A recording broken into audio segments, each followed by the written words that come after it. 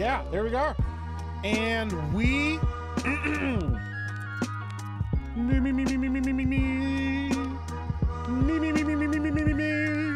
are live. Hey everybody, what's going on? Let me fix my camera. It's another Tuesday night cool down.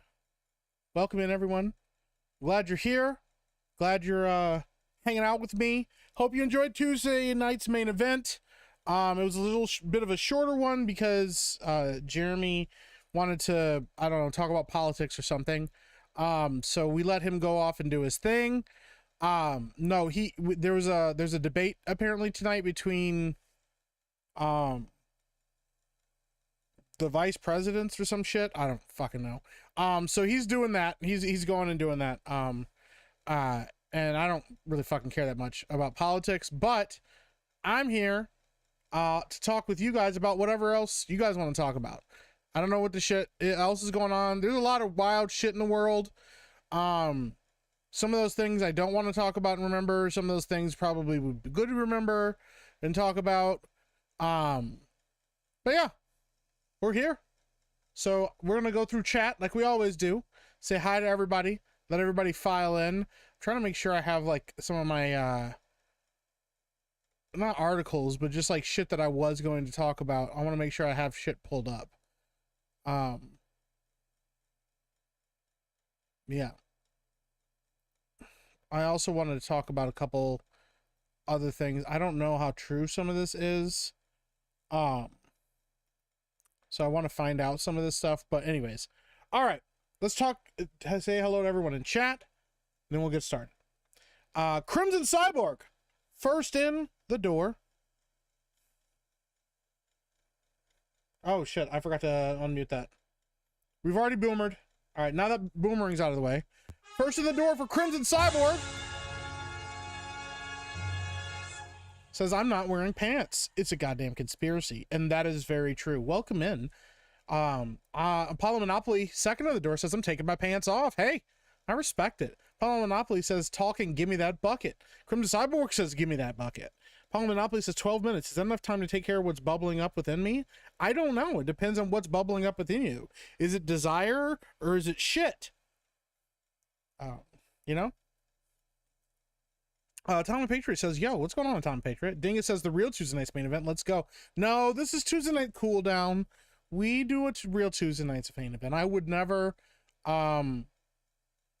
position myself to replace Tuesday night's main event. I have a fun time there. So I earned a code. What's up, Eldridge? Rabnad Scubla. That circuit. I respect it. I see where you're going with that. Circus Afro. I dig it. Miss Roughneck says pants free zone, as it should be. Pants. I don't know why I said it that way. Pants free zone. We aren't wearing pants here. No pants. Says I'm down. Crimson Cyborg says I'm downloading 11 gigabyte video. Takes 2 hours and it crashed earlier. I'm at 73% now. Fingers crossed. Hey, good luck, man.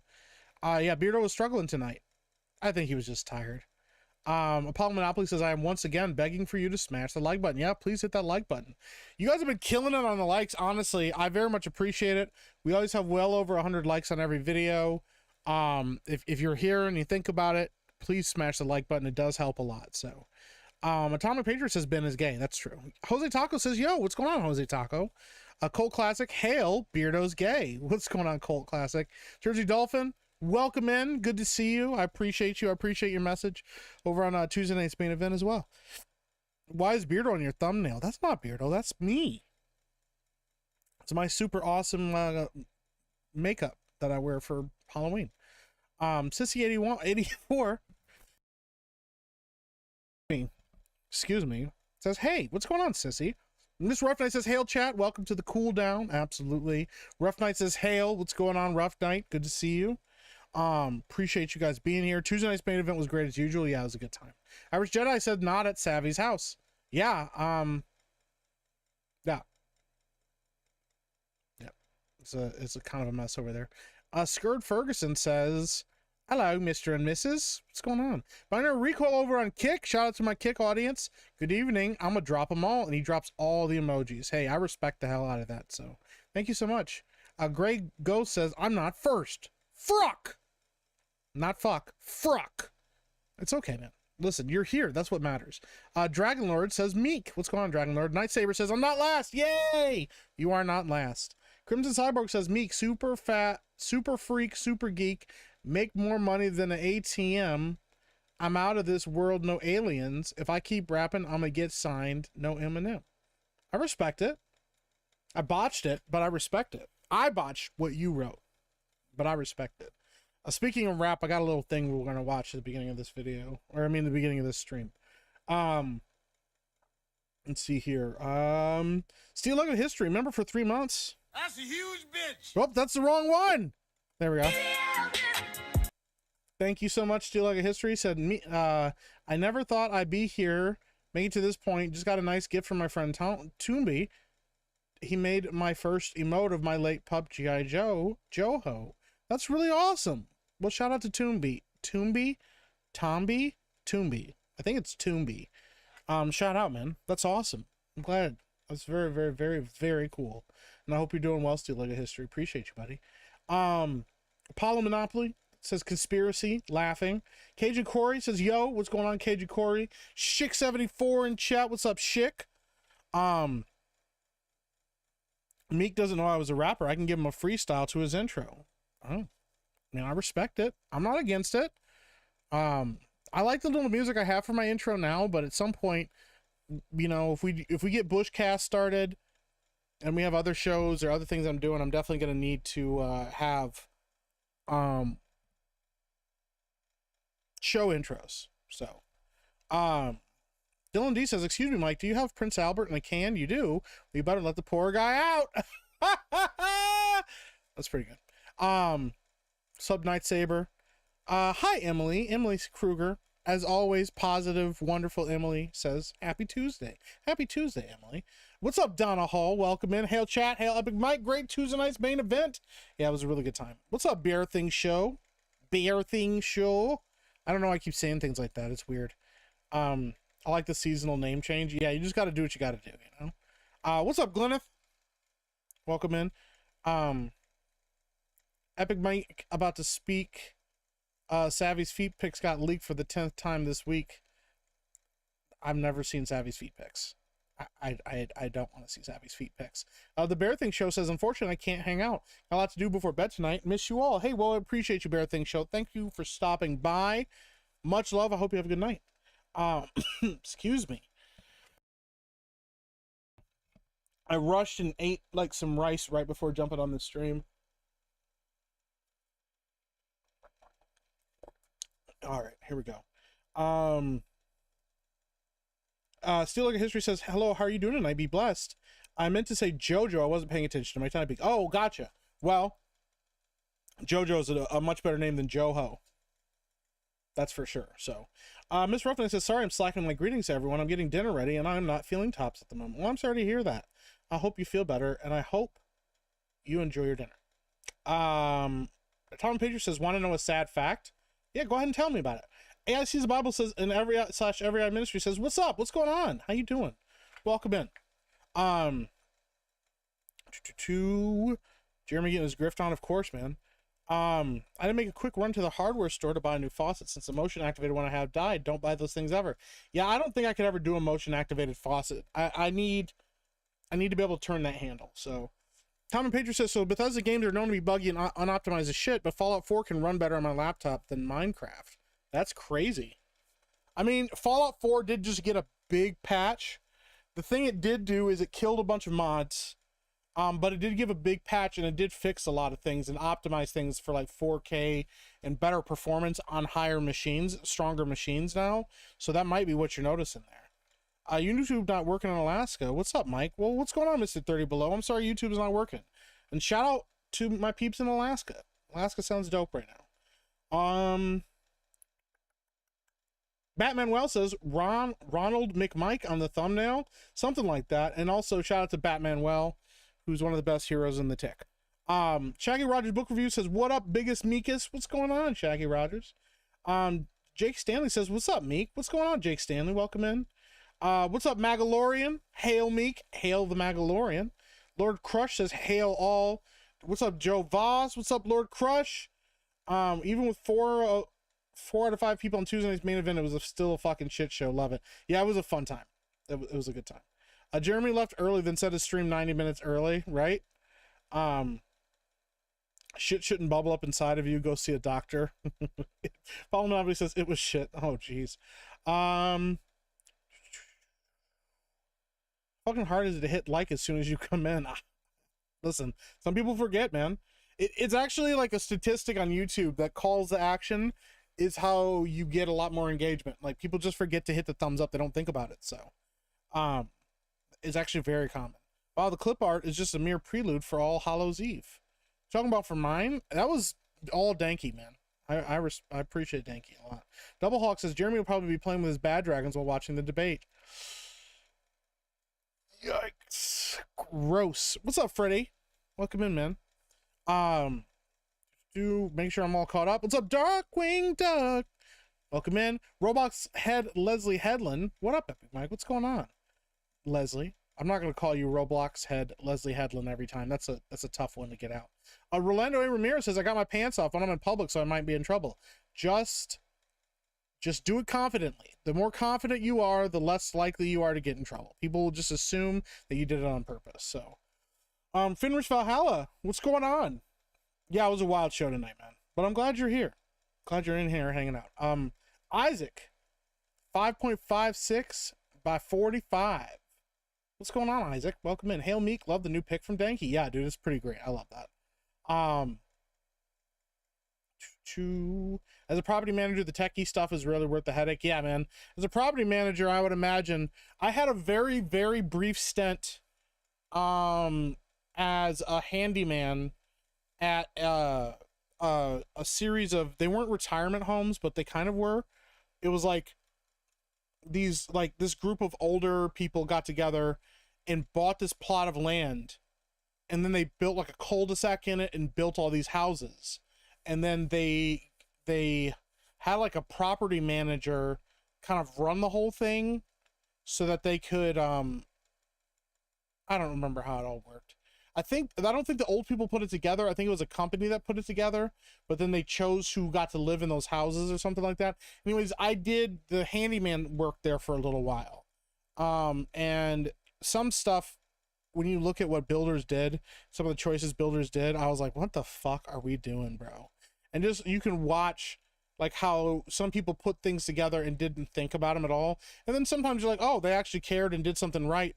One of the things that I had to do, it was one of the first jobs I had to do when I got there. They had only been living there for like a month or two, is I had to install bars in all the showers because the builders never put bars on anything. Like, and it's for elderly people. So like they could fall in the shower. Some of them can't stand super well and stuff.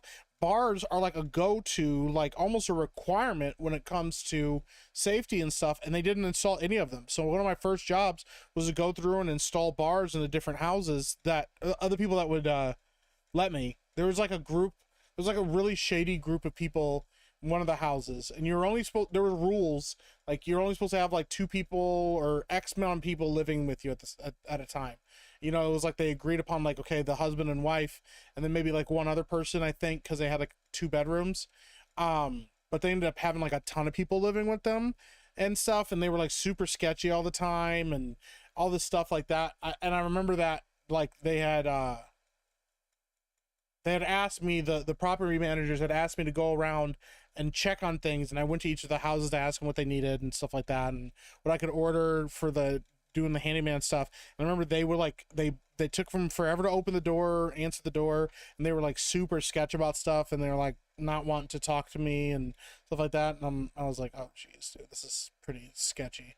They ended up moving out eventually, because they also weren't supposed to have dogs over a certain size, and they had like 2 fucking huge dogs living with them that were very loud. And then they kept breaking a couple other rules too. And eventually, yeah, they just were like, hey, yo, so like, you need to stop, or you guys need to leave. And they got mad and they were like, well, we're just going to leave. And I was like, okay, that's fine. And when I moved out, like when I went through, they had trashed the fucking place. It was kind of wild. I was like, yo, like you guys made a huge fucking mess there. And I did some of the work, but some of it I couldn't. Like, it was like, they like tore up all the carpeting and shit like that. I'm like, damn, dude, it was a fucking mess. So anyways, Trucker Rob for $5 US. What's going on, Trucker Rob? Says, so we meek again. That's a pretty good one. We meek again. I respect that. What's going on, Trucker Rob? Appreciate you, buddy. What's up, Darth Nut? Welcome in. Our Buffalo Trace in the chat. Did you watch Penguin? I did. I have watched both episodes of Penguin. Mike, there's children around. What did you make me do? I made you do nothing. Glenna says, my wife likes it when I get handy. That's fair. I respect that.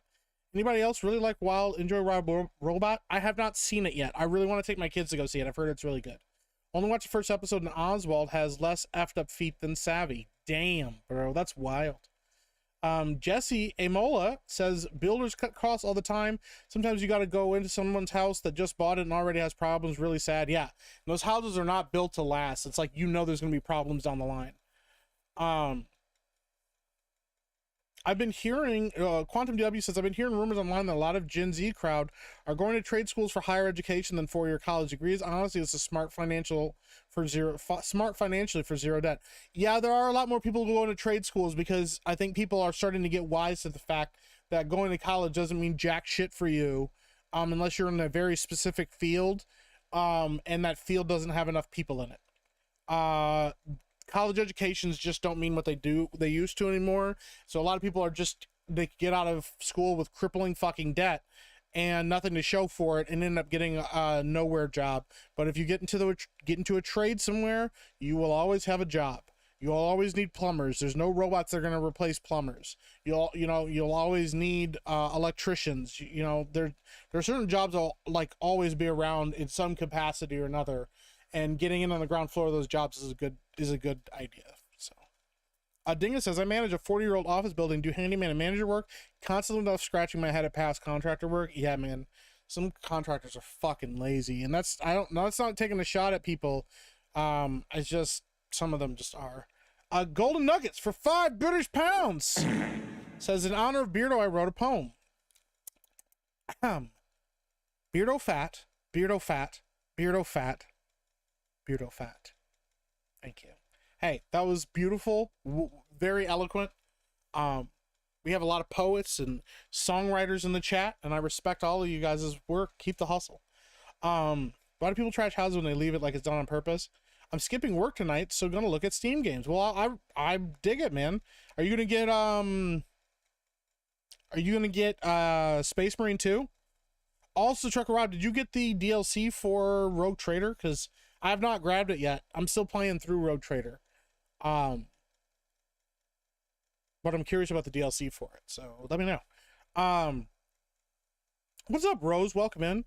I don't know why people trash houses. That's a very common thing that happens, though. Especially in lower income housing. A lot of times, like, people get upset, or a lot of it comes from people not having a sense of ownership. When you don't have a sense of ownership over things like where you live and stuff, unless you have like a moral compass that guides you to take care of things that aren't yours, you will just be disrespectful of something because now it's not yours and you're not there anymore.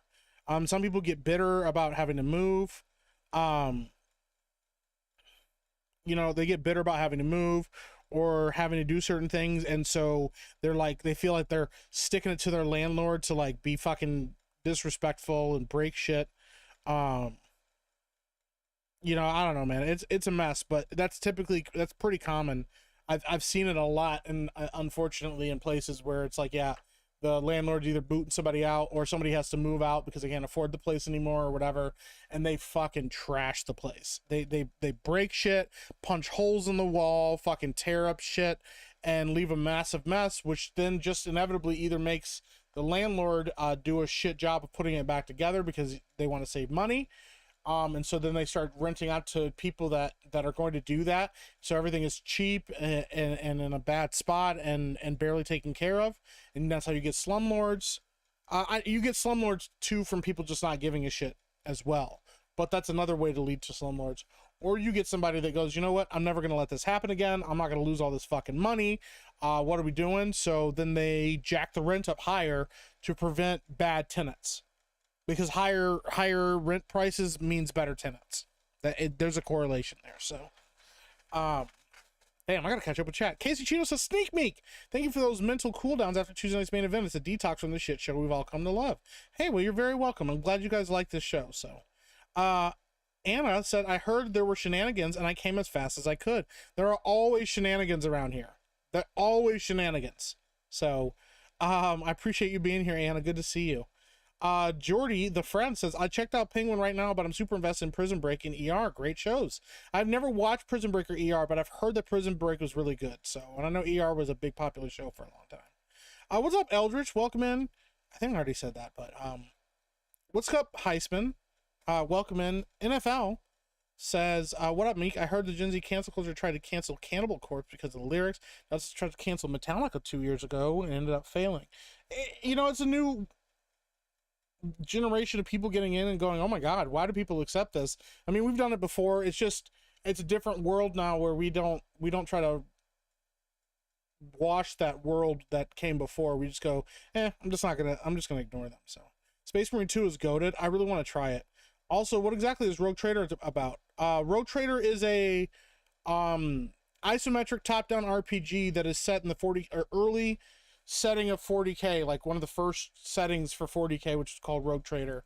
It was a little bit more flexible of a world, and the Rogue Trader is like a position that you can hold. It's almost like a title of nobility that you can hold, and allows you to trade with different factions and maneuver yourself through the galaxy and interact with people in a unique way. But it's like kind of like a royal title in a way. So it's a fun time. You know, you start the game out as the rogue.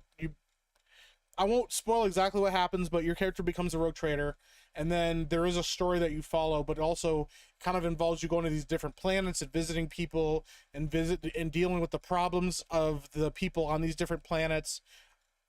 You know, you meet different companions. Right now, I already have. So you're 1, 2, 3, 4, 5. You can have up to 5 companions on your team, I believe. And I have 5, 6, 7. I think I have 7 companions right now. I might have more. I might have one more than that. But I have at least 7 companions. No, 8 companions. I have 8 companions right now. And you can trade them out throughout the game. It's pretty cool. Trucker Rob says, Jake Stanley says, I need recommendations for mobile games. I don't know a ton of mobile games. I've been trying one out, actually. So there's a wrestling game called Modern Mania Wrestling. It's a wrestling manager where you can just like get different, it's card based, but you can get different cards and they're different wrestlers and they do different things, and you can like level those wrestlers up and train them, make them better. And you basically are a booker that is like managing a wrestling promotion, and you could put the matches together, and different rivalries get different star ratings, and those star ratings equate to money because of ratings and people liking them and stuff. It's kind of an interesting game. So I would say you could check out Modern Mania Wrestling.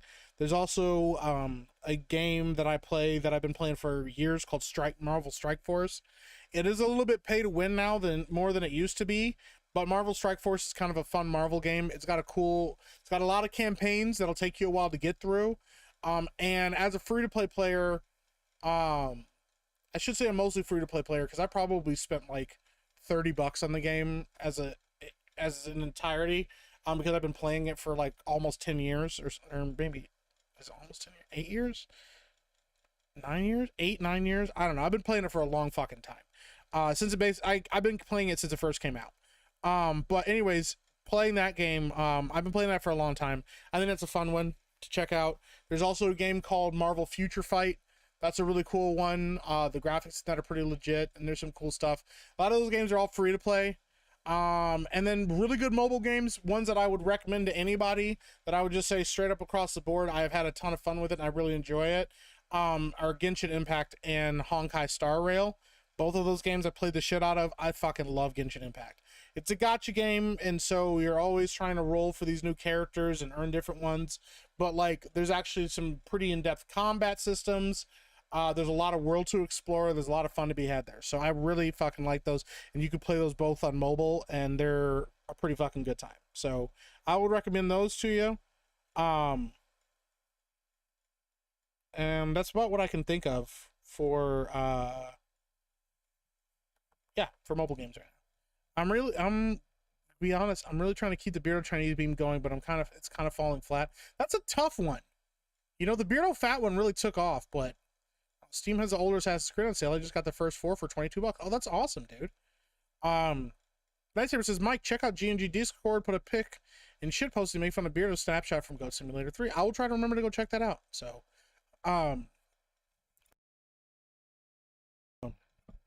Warhammer 40k pre-Amazon has become my replacement for Star Wars. Honestly, why wasn't I a fan when I was a kid during the early 2000s? I don't know, man.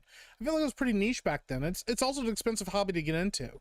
Speaking of expensive hobbies, with Anna being in here, I really need to fucking build my army. Every time I think about it, I'm like, I need to fucking get my army built. I don't get why people trash places. I don't either, man. It's stupid. It's a really stupid thing to do. AIC's the Bible / Every Eye Ministries for $3.33 says, how deep into 40k are you? I just picked up Wrath and Glory. I'm still new. I am still like a neophyte. I think that's the term. I'm very new to it. I'm very, very, very new. I've learned a lot about the lore and read a lot about the lore, specifically the Imperium. I know a lot about my Grey Knights, and I'm constantly learning more about them.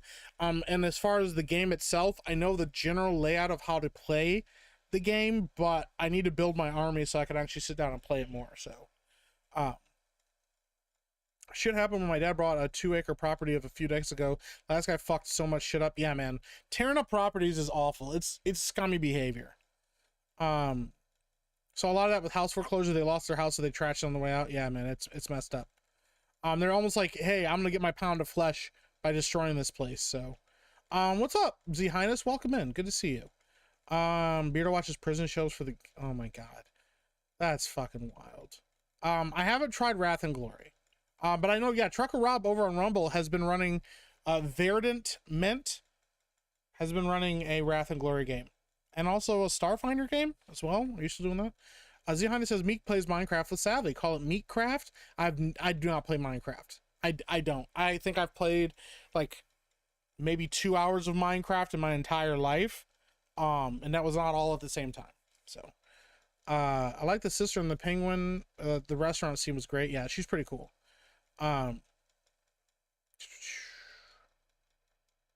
What's the point of suing a broke person who damages will never see a diamond, pay a major pain in the ass? Yeah, that's true. What's up, Dan Vask? He says, I miss you, Mike. I miss you too, Dan. It was good to see you tonight, man. I appreciate you. Road Traders would be the 40k equivalent of Privateer. Oh, there you go. That's a good way to explain it. No, appreciate Dan Vask being here. Just imagine a bunch of people with rogue covers of X-Men just trading them back and forth. That's wild. I'm trying to get caught up on the chat. I'm so fucking behind. Eve Rescale? Is that what it is? Or Ever E-Scale? What's going on? Peace and long life. Worst thing I did was clog the toilet after getting evicted. I was evicted because the manager fucked up attempting to kill his girlfriend. I stopped him. Been bitching about the plumbing in the USA. God dang, that's rough, bro. I saw the World War II themed card game. The review seems super positive, but I haven't played it yet. Oh, interesting. Anyone see how Cat Williams roasted shit out of Hollywood Elites? Bro, Cat Williams called a lot of the stuff happening right now. Called out P. Diddy, called out a lot of these fucking parties, a lot of this weird shit that happens at parties and stuff like that. Cat Williams is a real one, man. A lot of people didn't listen to him, said he was crazy. He don't look so crazy now. Dalton Fury, Marvel Contest of Champions. I've been playing that since it came out. I played Contest of Champions when it first came out, and I played for a while. And the reason I stopped was when they introduced the second level of, I think it was ISOs, the isotopes or whatever. I got really frustrated because they were like almost impossible to earn at the time that they released them. I'm sure it's different now than it was, but I got really frustrated at that time about it. And I was like, you know what? This game has become almost unplayable with how pay to win it is. It probably is better now than it was, but at the time I was very frustrated about it. And I have not touched that game in a long time. I do have an account on there. I wouldn't say deep into it, but I got quite a few characters on there, and then I gave up. So Rough Night says, also, if anyone's looking for a game recommendation, check out Witchfire. It's a dark fantasy first-person shooter mix of Doom, Dark Souls, and Helldivers 2. Oh, that sounds rad. A Future Fight was fun at first, though it got boring to me. Yeah, once you blow through the content, it can get boring pretty fast. Then it just becomes like grinding for new characters or new skins for characters and stuff like that. I will say, though, Marvel Future Fight has given us Sharon Carter. Is it Sharon Carter? Hold on.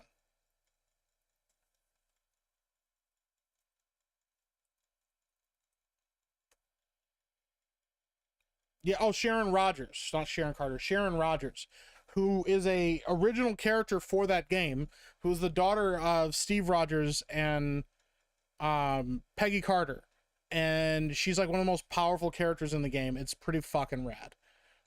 She kicks all sorts of ass. It's pretty cool. She's like one of my favorite characters in that game too. Rough Night says, I spent the day in a bathtub back to tank like I'm the Shape of Water or something. Kidney stones suck. That does suck, man. I'm sorry to hear that.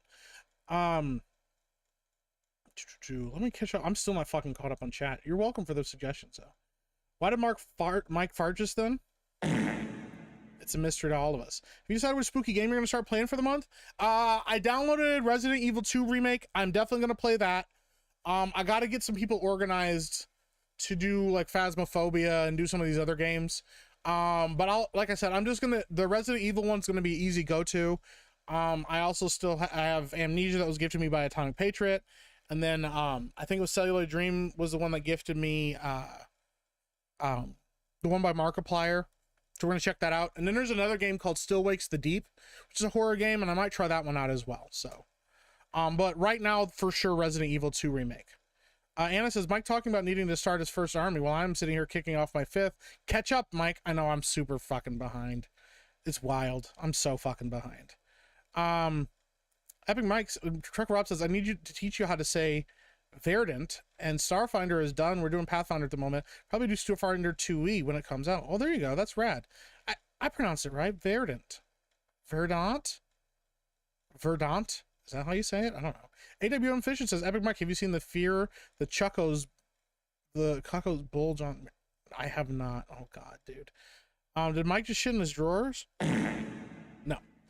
Rachel the Cripple says, I was inspired by my hit of Dragon Age Veilguard to play through all the Dragon Age games again. Currently a level 8 Arcane Warrior in Origins. Hell yeah, dude. To me, that's one of the best owns you can do for somebody fucks up part of a franchise that you like going back and playing the games that you love and reminding yourself why you love those games and stuff is always a good idea, I think. Medicine Gamer, enjoyed the stream, Epic Mike. I'm going to head over to Bidet Cobra's stream. Hey, no problem, buddy. Appreciate you being in here.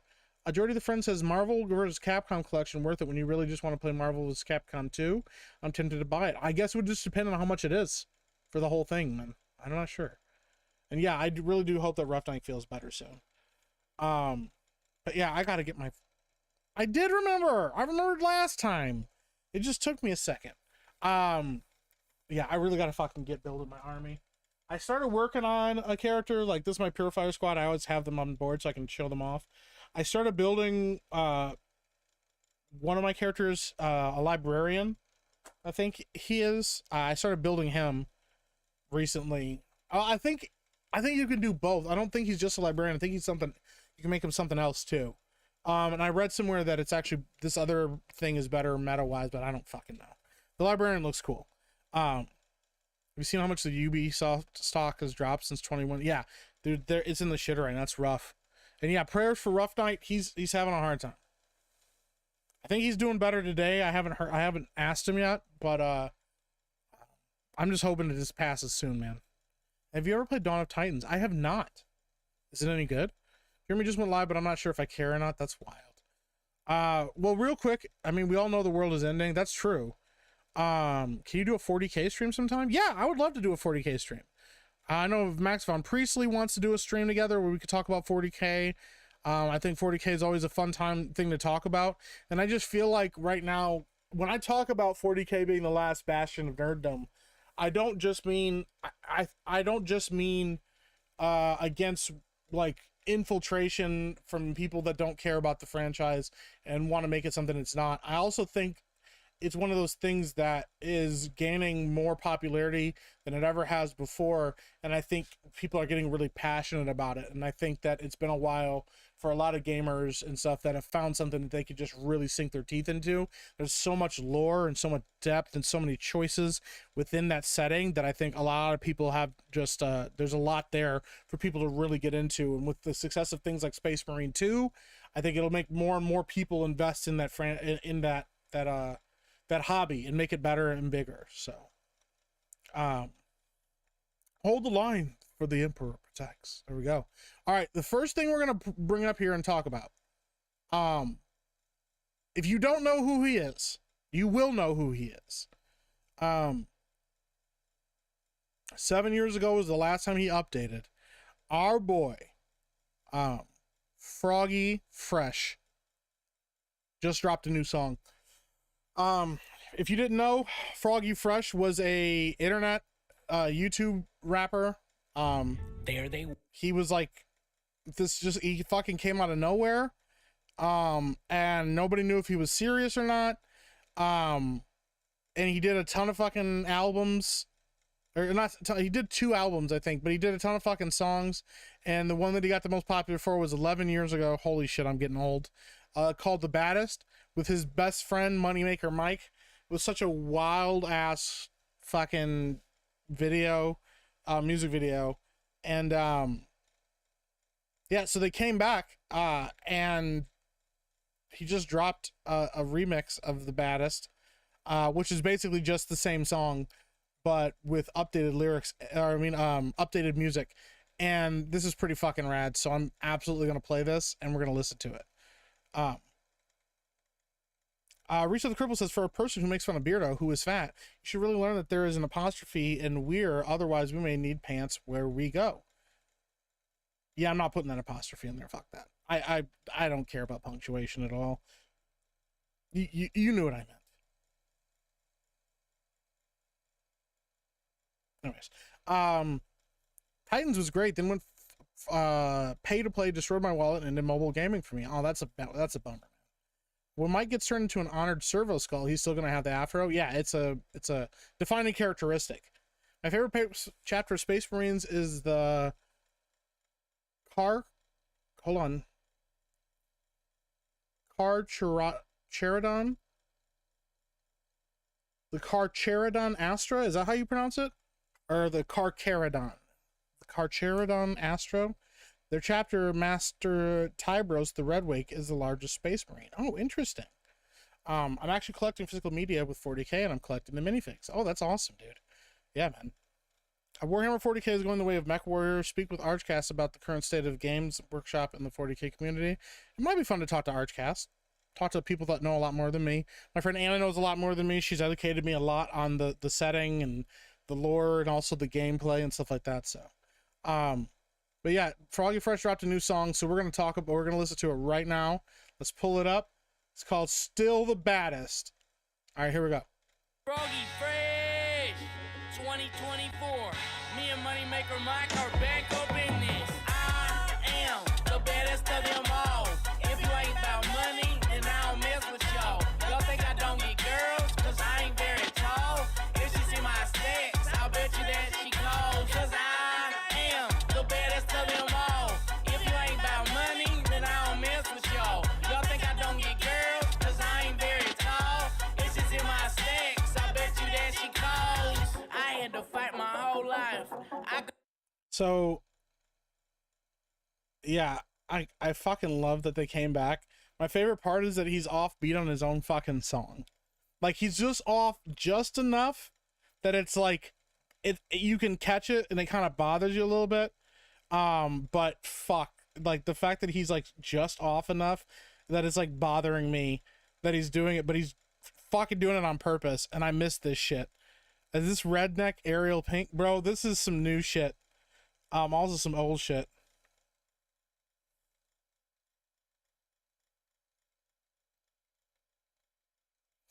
It's pretty wild, dude. And my best part is in the first music video, we'll play the first music video for a little bit, but he has like his nose is fucking running. He has like snot coming down his nose. But in like this one, he has like a fucking booger coming out of his nose. And this like I don't know what the fuck he's doing, but it's pretty rad. So. I could beat you up even if you had 1,000 knives. Even if you had infinity knives, I'll punch you up into the air like a kite. I bet you sleep with a nightlight, cause you're scared of the dark, cause you stink like a fart. Well, I'll light your fart on fire with my rhymes. You think I won't? I do it all the time. I bet I got more money than Jay-Z. Compared to me, Jay-Z is lazy. Plus Beyonce thinks that I'm cute. It's okay, Beyonce, I think you're cute too. You know that The beat is hard. The baddest of them all. If you ain't about money, then I don't mess with y'all. Y'all think I don't get girls? That beat goes hard as fuck. I gotta give it to me. Original post Easter egg. Oh, 100%. My favorite part is that Moneymaker Mike has the same presence as Ben, but not the same energy as Ben. The presence is he just kind of stands there and doesn't really say much, but the energy is he's wearing this giant fucking chain and this cash, and you know that like Mike goes in. If Mike needed to, he could, but he doesn't. And yeah, iDubbbz absolutely screwed over Froggy big time. Yeah, that was some wild stuff because he interacted with Sam Hyde, and I know there was a lot of other stuff, and I know it was complicated. I think there's two sides of every story. I do think that Mike might have stirred the pot a little bit with that, but at the same time, I think that yeah, he probably got pretty screwed over, and it fucked over a lot of fans, and that's the biggest thing. So, Holy Fuck says, what the fuck is this? This is Froggy Fresh, bro, one of the greatest internet rappers of all time. Cause I ain't very tall, it's just in my sticks. I bet you that she cold, yeah, I am the baddest of them all. If you ain't about money, then I don't mess with y'all. Y'all think I don't get girls, cause I ain't very tall, it's just in my sticks. I bet you that she cold. I have 400 cars, I have 400 scars and 400 guitars. I have 400 houses, I have 400 mouses and 400 houses. I do remember bet you Leafy. I can dance better than you.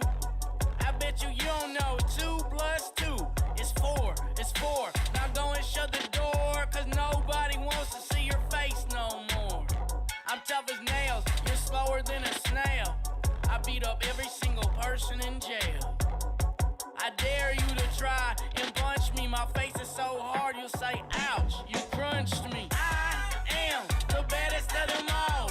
If you ain't about money, then I don't mess with y'all. Y'all think I don't get girls, cause I ain't very tall.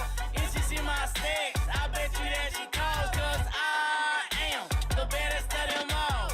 If you ain't about money, then I don't mess with y'all. Y'all think I don't get girls, cause I ain't very tall. It's just in my sticks, I bet you that she calls.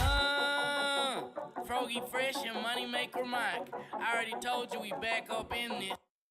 Of course, Disper shows up now. Yeah, Leafy was a legend, man. I want to see a rap battle between this dude and Mitch. That would be kind of legit. Like, the funny thing about it is, so the guy that does Froggy Fresh, his real name is Tyler Cassidy. He's done other music since he stopped doing Froggy Fresh. He's actually a very talented musician. He can play the piano. He actually knows a lot about stuff. Man, you're gonna tank your viewer count with this. Doesn't help. I don't care about viewer count. If you guys don't want to be here and don't want to watch it, that's totally fine. You are welcome to leave. I think it's funny as shit.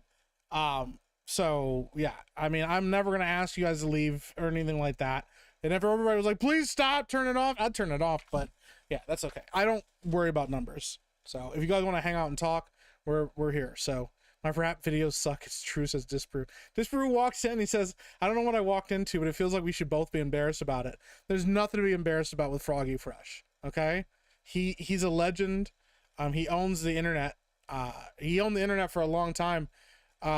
What's wild is he only has 835,000 subs. I know that's a lot, but like still a lot.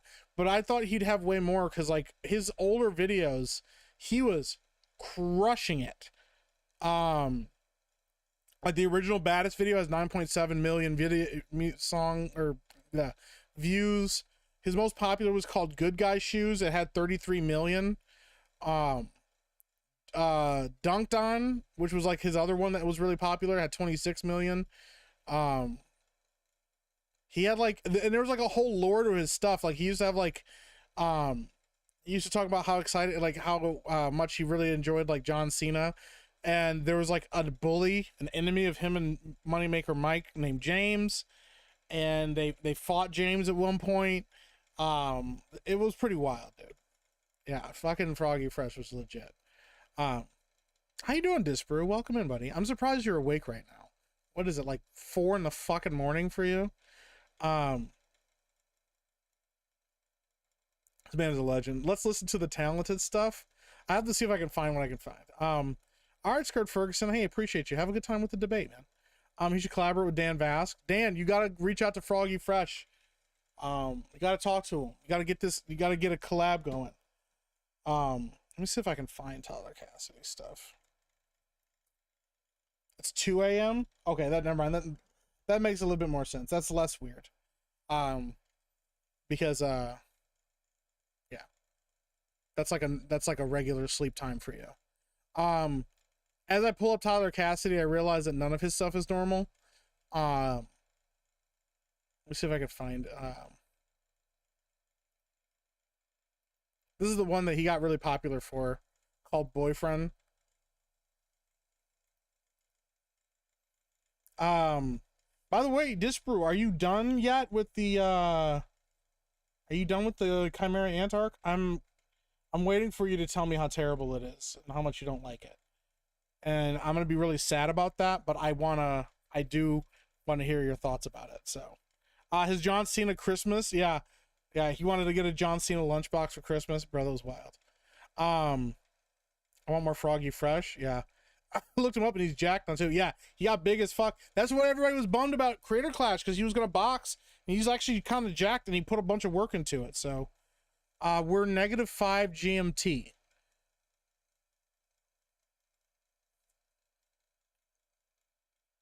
Hold on. Wait a minute, I fucked that up. Huh? I don't know what that means.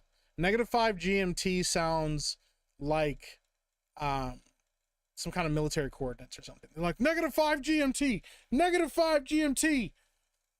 I finished the Antarc and we're having a vote now. Oh yeah. You're in the what's it called? The end really got me rough. Like these characters I hated for ages, then somehow at the end they pulled that whole change and got me to care about them. Right? Bro, the ending of the Chimera Ant arc is why it works. The themes behind it, bro, and the dude. Yeah. Yeah, there's definitely some weird shit in that anime. It's funny. Like there's some weird shit. You're like, yo, what the fuck is happening? But dude, the Chimera Ant arc is considered one of the greatest arcs in anime. And it's because of how it just kind of all pulls together at the end. It's some wild shit, bro. I was in fucking tears. A 6-hour difference between CST and GMT. What the fuck is CST? Central Standard Time?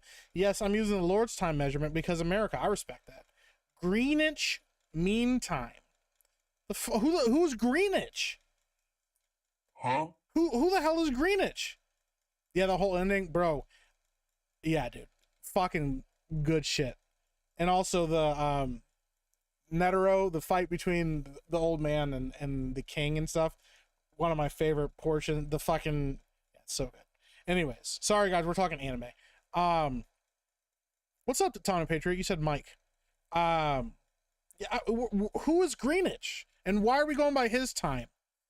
I'm at -6 GMT. Why are we measuring by GMT? I don't understand. What I know is I am EST, and if you told me what time, if you asked me what time it was, I'd tell you 9 o'clock. 9:11. EST. Even the Lobster, dude, they got you caring about those characters, man. Yeah, for those that know and have watched Hunter x Hunter, they know the Chimera Ant arc is goated, bro. Yep, the stupid ant girl, yeah, dude, they get you. They fucking get you at the end. The whole point, the themes of like what does it mean to be human and all of that shit, bro. the whole breakdown with the fucking the rose and what, you know, that we're no better than the ants, that we found a way to just like destroy ourselves as a species, bro. It's fucking wild shit. Anyways, yeah, I kind of figured, I was hoping by the end it would get you.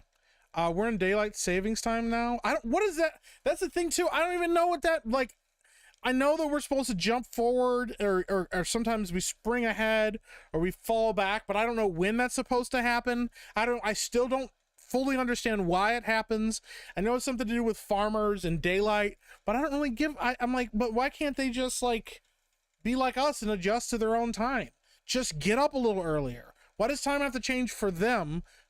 Why can't they just change for time?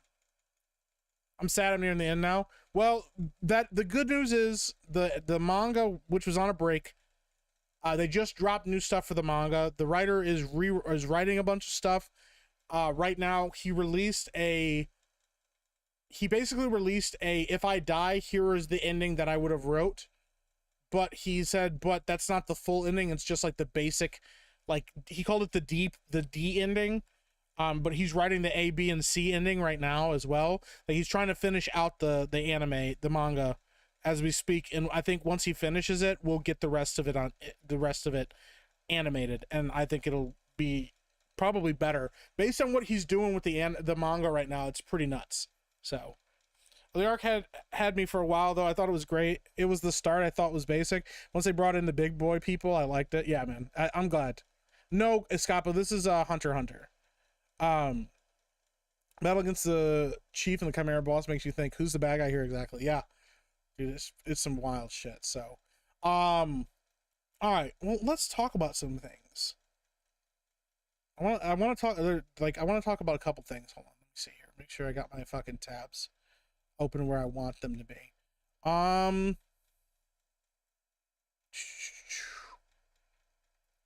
Where is it?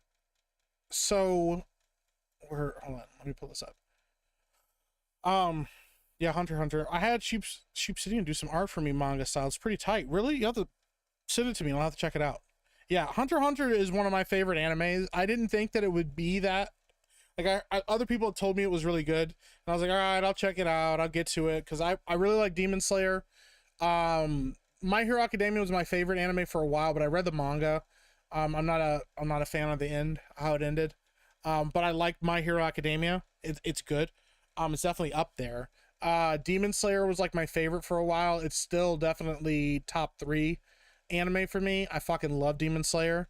It might be number 2 overall for me. I really like Demon Slayer. But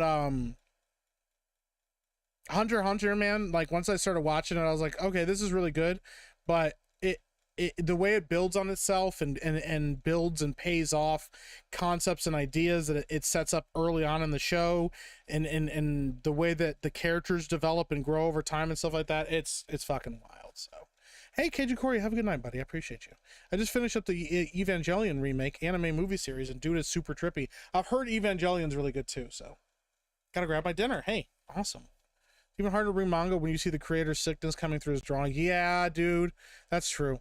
Mike, I need you to pause. I have to go make some tea. Disparu understands. So we gotta pause for you to go get tea. I mean, what do I do? Just sit around and wait till you come back? I'm gonna jump into Hunter x Hunter now with the recent news. Yu Yu Hakusho is still my favorite anime. Yeah, I know Disparu watched Yu Yu Hakusho, and he's a great writer. And what I've heard is that he just expounds on and gets better as a writer, going from Yu Yu into Hunter x Hunter. And there's some similar themes in Hunter x Hunter to Yu Yu Hakusho, which I have not watched Yu Yu Hakusho yet. It's on my list. Death Note, Code Geass, 86, Jujutsu Kaisen, Hunter x Hunter, not in that order. I've probably forgotten some. That's I respect it. I really want to watch Jujutsu Kaisen still. That's on my list. Is the creator of Hunter x Hunter married to the creator of Sailor Moon? He is. Yeah, they're married. Tell Gary that Arcane is not anime. Right? Yeah, it's not anime. It's just fucking animation. Yu Yu Hakusho, but Hunter x Hunter is better. Yeah, that's what I've heard. So yeah, I don't know, man. I didn't really have like a whole lot of topics for this. I just was kind of interested in stuff. I know Joker 2 came out. I'm not going to talk spoilers about Joker 2. I have not seen it. I know what happens in it. I've seen the spoilers for it. I know what's going to happen in it. And I don't know, man. I'm just kind of bummed. I just don't think Joker needed a sequel. And I think if you're going to do a Joker sequel, I think you have to have something to say. And based on what I've heard from a lot of people, it just feels like it didn't have much to say. And that is disappointing. Like, yeah, I just don't know. You know, I if you don't have anything to say, it's okay to just let it go. And, it's okay to just let it go and find something else to talk about, you know? Find another movie to make. But because it made over $1 billion, I feel like they felt like they didn't have a choice in the matter, and they've kind of had to do something different with it. But as far as a show that is good, I have been watching Penguin. I'm on episode 2 of Penguin right now, and I was kind of hesitant. I still am a little hesitant because, you know, they've already changed a lot of the story line of Penguin. You know, he's not Oswald Cobblepot anymore. He's Oswald Cobb, Oz Cobb. They do call him the Penguin in the show, and you know they explain because he has like a limp, so he like walks like a penguin and stuff like that. But I will say I appreciate the level of brutality. It feels like a really good mob show. I feel like if it didn't have the Batman Gotham aspect to it, it would just be a really fucking good mob show about an interesting character. But because we know it's Penguin, we know what's coming down the line, that he's going to become a fixture in Batman's rogue gallery.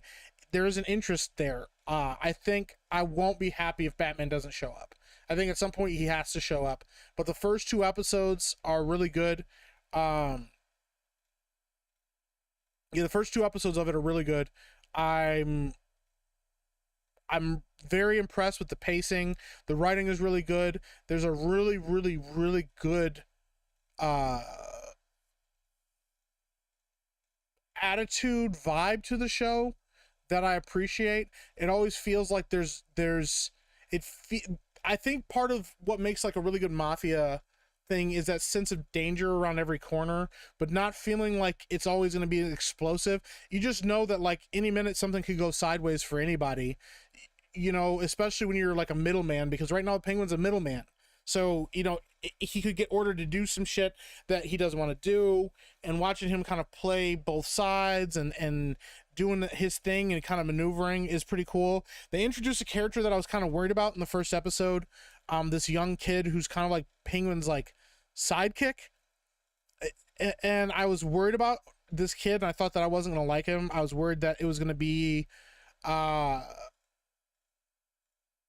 he was just going to be like really annoying or get in the way, or I don't know. I just feel like that kind of character, you have to really write them in a really specific way to keep them interesting. And so far the kid is interesting. He's kind of on the line of like, you know, do I really want to be a criminal? But like, I kind of want the access, but also if I stop being a criminal, like Penguin's probably going to kill me. So it's kind of interesting. I kind of dig where they're going with it. So I would say if you've been on the fence about Penguin, I would definitely go check it out. I think it's worth watching. And if Penguin isn't your thing, or mafia shit isn't your thing, you probably won't like this show. So let me catch up on chat. Microwave that tea, Disbrew. You're gonna start a fight in chat. Pants optional. Well, pants are always optional here. I couldn't get into Hunter x Hunter. I tried. How far did you get into Hunter x Hunter before you gave up? Curious. Toguro from Yu Yu Hakusho is a great villain when you get to the Dark Tournament arc, Mike. Interesting. They're both worth watching, though. I feel like Yu Yu gets better earlier than Hunter x Hunter. The arcs are better overall in Hunter x Hunter. Yeah. Yeah, I'm not going to spoil it. No, I know there's people in the chat that do want to watch Joker 2. So I don't want to ruin it, but I like the power magic system of Hunter x Hunter, except for specialists. I dig the specialists. I think that's important. I think it leaves room for that wild card without necessarily having an ass pulls. I will say this. I honestly do think and this is from my limited knowledge, because I know Disbrew's read a lot of books with a lot of, like, especially with, like, Brandon Sanderson's knowledge of, like, magic systems and stuff. I think, as of right now, Nin NEN in the Hunter x Hunter system has the best magic system I think I've ever, or like, maybe not the best. I think he has the most useful and effective magic system or power system in anime. I think it's very concise, very clear what you can get away with. It power creeps. The power creep is a natural progression. You can't just skip the line. You actually have to put in the work. And if you do skip the line for whatever reason, there is a cost to it. And it's not a good cost. It's always a negative cost to you. And it also means that skipping the line usually means that, or cutting corners when it comes in, almost always comes back to bite people in the ass later. It almost always has a negative cost or a negative drawback to it, which I think is kind of interesting because it shows what kind of a person you are, that you will put in the work to get to be the best, or whether or not you'll cut corners to get to a certain point because you're utilizing it for your own gain, for your own goals. If you're selfish and greedy about the way Nen works, you can be very selfish and greedy and have certain things work for you, but it also will harm you in the long run. There's also a lot of like conversation about battle IQ and experience, and that even if you are somebody who is naturally gifted in the magic system, the power system, and you blow through all of the checkpoints that most people take years and years to get through, and you're really talented that way and very skilled that way, even with that, not having the same level of experience as somebody else, even if somebody else is significantly weaker than you, that person's still maybe on a different level than you. And I think that that's important. I think fighters can say this too. People that are fighters and stuff can say this. Like, being young and quick and hardy is important, but experience should never be counted out. And people with experience sometimes are far more dangerous. You know, people with experience and skill, I should say, are far more dangerous necessarily than somebody that's just raw talent. Because sometimes you can outthink a person with raw talent. And so if you have a lot of skill and a lot of power mixed with a lot of experience, you're very dangerous, and you have to respect that. I think that that's kind of cool. So, the best promotion for Joker 1 is Joker 2. Reminds you why it was better. That's fair. I want to watch Freren. I have heard mixed things, but generally good. I haven't heard about that one. Rumor has it that Assassin's Creed Shadows might be postponed until maybe not next year, but the following year. Are you serious? No way. There's no way.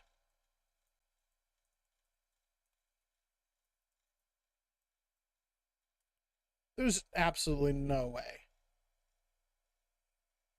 I can't see that happen. No. That would be that would actually kill that game. That might actually just straight up just kill the game altogether. So I know it's February 14th, 2025. And the rumor is that they're purposely releasing it around like Black History Month so they can lean into that a little bit, which I think is really weird and kind of shitty. If it got delayed another year, they might as well just not release the game. I think it's going to fucking tank it.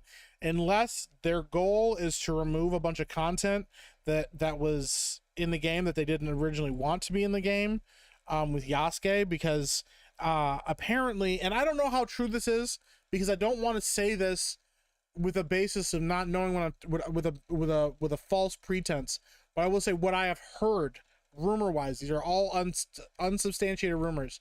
The rumor is that Yasuke was never intended to be the main character of Assassin's Creed Shadows, that it was always the other character. I don't know her name right now. It was either the other female character or it was supposed to be a male character, but they decided to change course and add Yasuke into the game because they were inspired by, I don't know, the 2020 and George Floyd and the Black Lives Matter movement and all that stuff. I don't know if that's actually true or not. I mean, it wouldn't be the first time. You know, the reason that we got Miles Morales is because the writers wanted to come up with a new superhero, and they were really inspired by Barack Obama being president. And they're like, if we can have a black president, we can have a black Spider-Man.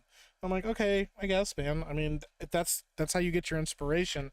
I would much rather you be inspired by, like, I don't know, themes and concepts and ideas that are more timeless than we had a black president, but whatever.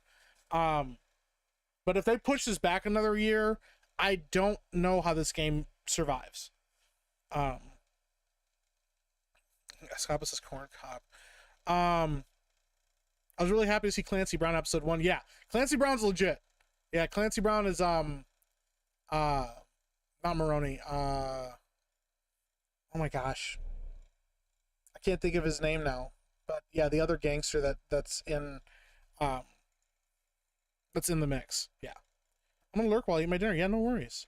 I like Hunter from when they were doing the Hunter test, but only really got great in the York New City arc. Dude, the York New City arc is where it hits the fucking ground running, bro. Yeah, the Phantom Troop, Hisoka, all of that stuff is pretty great. Canadians don't exist. I agree. Yeah, the ninja system definitely rewards metagamers. I mean, a little bit. I have not watched. How do you pronounce it? Frieran. Reach of the Cripple said, "Okay, I'm back. You can unpause now." I'm like, "Yeah, we've just been sitting here. We haven't said a single word. There's been no conversation. We've just been sitting here, not talking, waiting." Yeah. Apparently the February date is just a placeholder. That would be nuts if that's true, man. I think Naruto said something about that. A person with natural talent will peak and then plateau, but someone who has to work harder will surpass them with experience and hard work. Yeah, it's like you have to have natural talent, and then you have to put in a lot of hard work. Tom Cooper says a male character based on the guy who assassinated Nobunaga. Apparently, interesting. Twinkles the Chinchilla Skitters in the chat. Hi, Twinkles. Falcone, thank you. Trucker Rob says I haven't said anything. Well, you can say things. Trucker Rob, you're welcome to. I encourage conversation in the chat. But yeah, I've been really enjoying Penguin. I think it's worth everyone's time. I think it's a fun time. I think people will have a good time with it if they check it out. I think it's worth watching. So, got to take a dump, pause the stream again. Just bring me with you. Just take me with you on your phone. You can watch the stream on your phone. I realize I just advocated for somebody to bring me with them while they're shitting. And maybe I don't want that, actually. All right, I'll have to remember that. Yeah, dude, I fucking love Hunter x Hunter. It's my favorite anime of all time. The York New City arc is fucking fantastic. The Green Island arc is weird because at the end of it, I realized, like, they kind of tell you what they're doing. It's like, yo, it was just kind of like a place to, like, for me and my buddies to have fun. And I think that's kind of supposed to be the point of that arc, is like, it's just supposed to be like a fun fucking anime arc that doesn't have like super high stakes, but kind of does at the same time.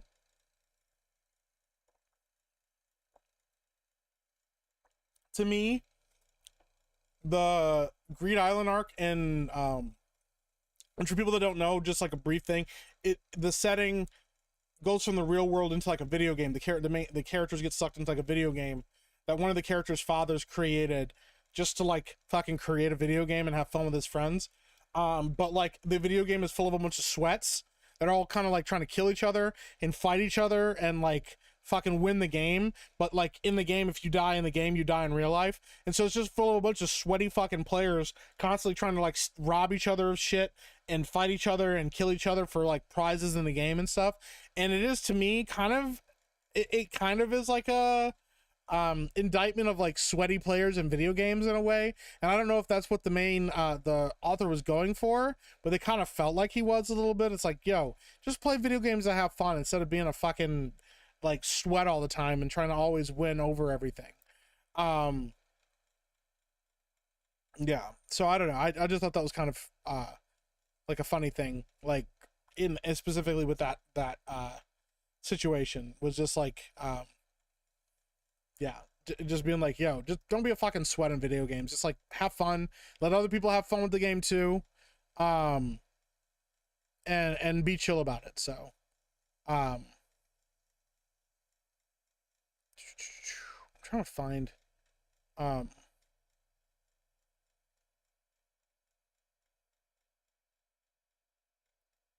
anyways, the actual story for Miles Morales was because one of the OG creators states used to own the rights to Peter Parker. Spider-Man sued Marvel during 2012. I have not heard that storyline. I just remember reading that about the creator that said that he was inspired by Obama becoming president and wanted to do another thing. So So streams are supposed to be paused with chat leaves. That never was a thing. I don't know why anybody, where that came from, but lately people have just been asking me to like pause my, like in this stream specifically, people keep asking me to pause my stream because I have to go do like various tasks. I don't know where this came from. This person says some people say the box is too small, but I'm not getting a bigger. Oh yeah, I keep Mike around in a box. Yeah, that's true. I just exist for Disprew's entertainment. Here's the thing. It could have been great, but it wasn't. Yeah, it had good ideas, some good characters, but no, yeah, there's like no point to it at all. Yeah, it's just kind of like, it just fucking exists, and there's some fun moments to it, but I'm gonna go listen while I walk my dog. She's a big fan, even though I don't eat dogs. I never ate a dog. Listen, you guys told me I could eat a dog, so I tried it, but I couldn't eat the dog, and it was a huge waste of time that then created a time paradox that I had to close. There was no other way around it. We had to close the fucking time paradox. We closed the time paradox. The dog is still, well, that dog is dead, but the other dogs are still alive. Okay? We never attacked another dog in the game. Except for the one, and I shot him with a tranq dart to put him to sleep so we didn't have to fight him. Okay? That's all I'm saying. Shut up for a few minutes. I have to run and grab the mail. Could you please pause the stream so I could rewatch back to this point? I wasn't listening. God damn it. Oh my god, you guys are killing me. Oh, fuck. I will, like, fucking shit. I do want to talk about this real quick. I think this is funny. It was a little funny. It's also kind of shitty. The rumor is apparently, so obviously the game, Skull and Bones came out in, 2024. It was supposed to be this really cool, awesome pirate game that Ubisoft was behind. They said, hey, you know what we decided to do? What if we took all the cool stuff about pirates, it scrapped it other than the ship combat, made the ship combat really boring, and then made a game just around ship combat where you can never go out and actually be a pirate. You can only just be on a fucking ship. And at the time, the budget was rumored to be about $200 million for the game, but a recent rumor leaked that said that Skull and Bones actually cost somewhere between $650 to $850 million, and that they invested so much money into this game to make it a hit. Now, because remember, and that would to me fall in line with what the creator of the game, the head of the studio said, where he called it a quadruple A game. This is supposed to be one of the first ever quadruple A games that had ever been released.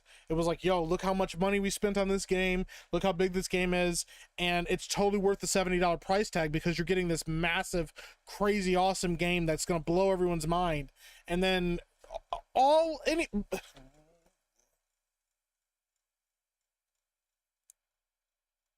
gonna fucking rant for a second. I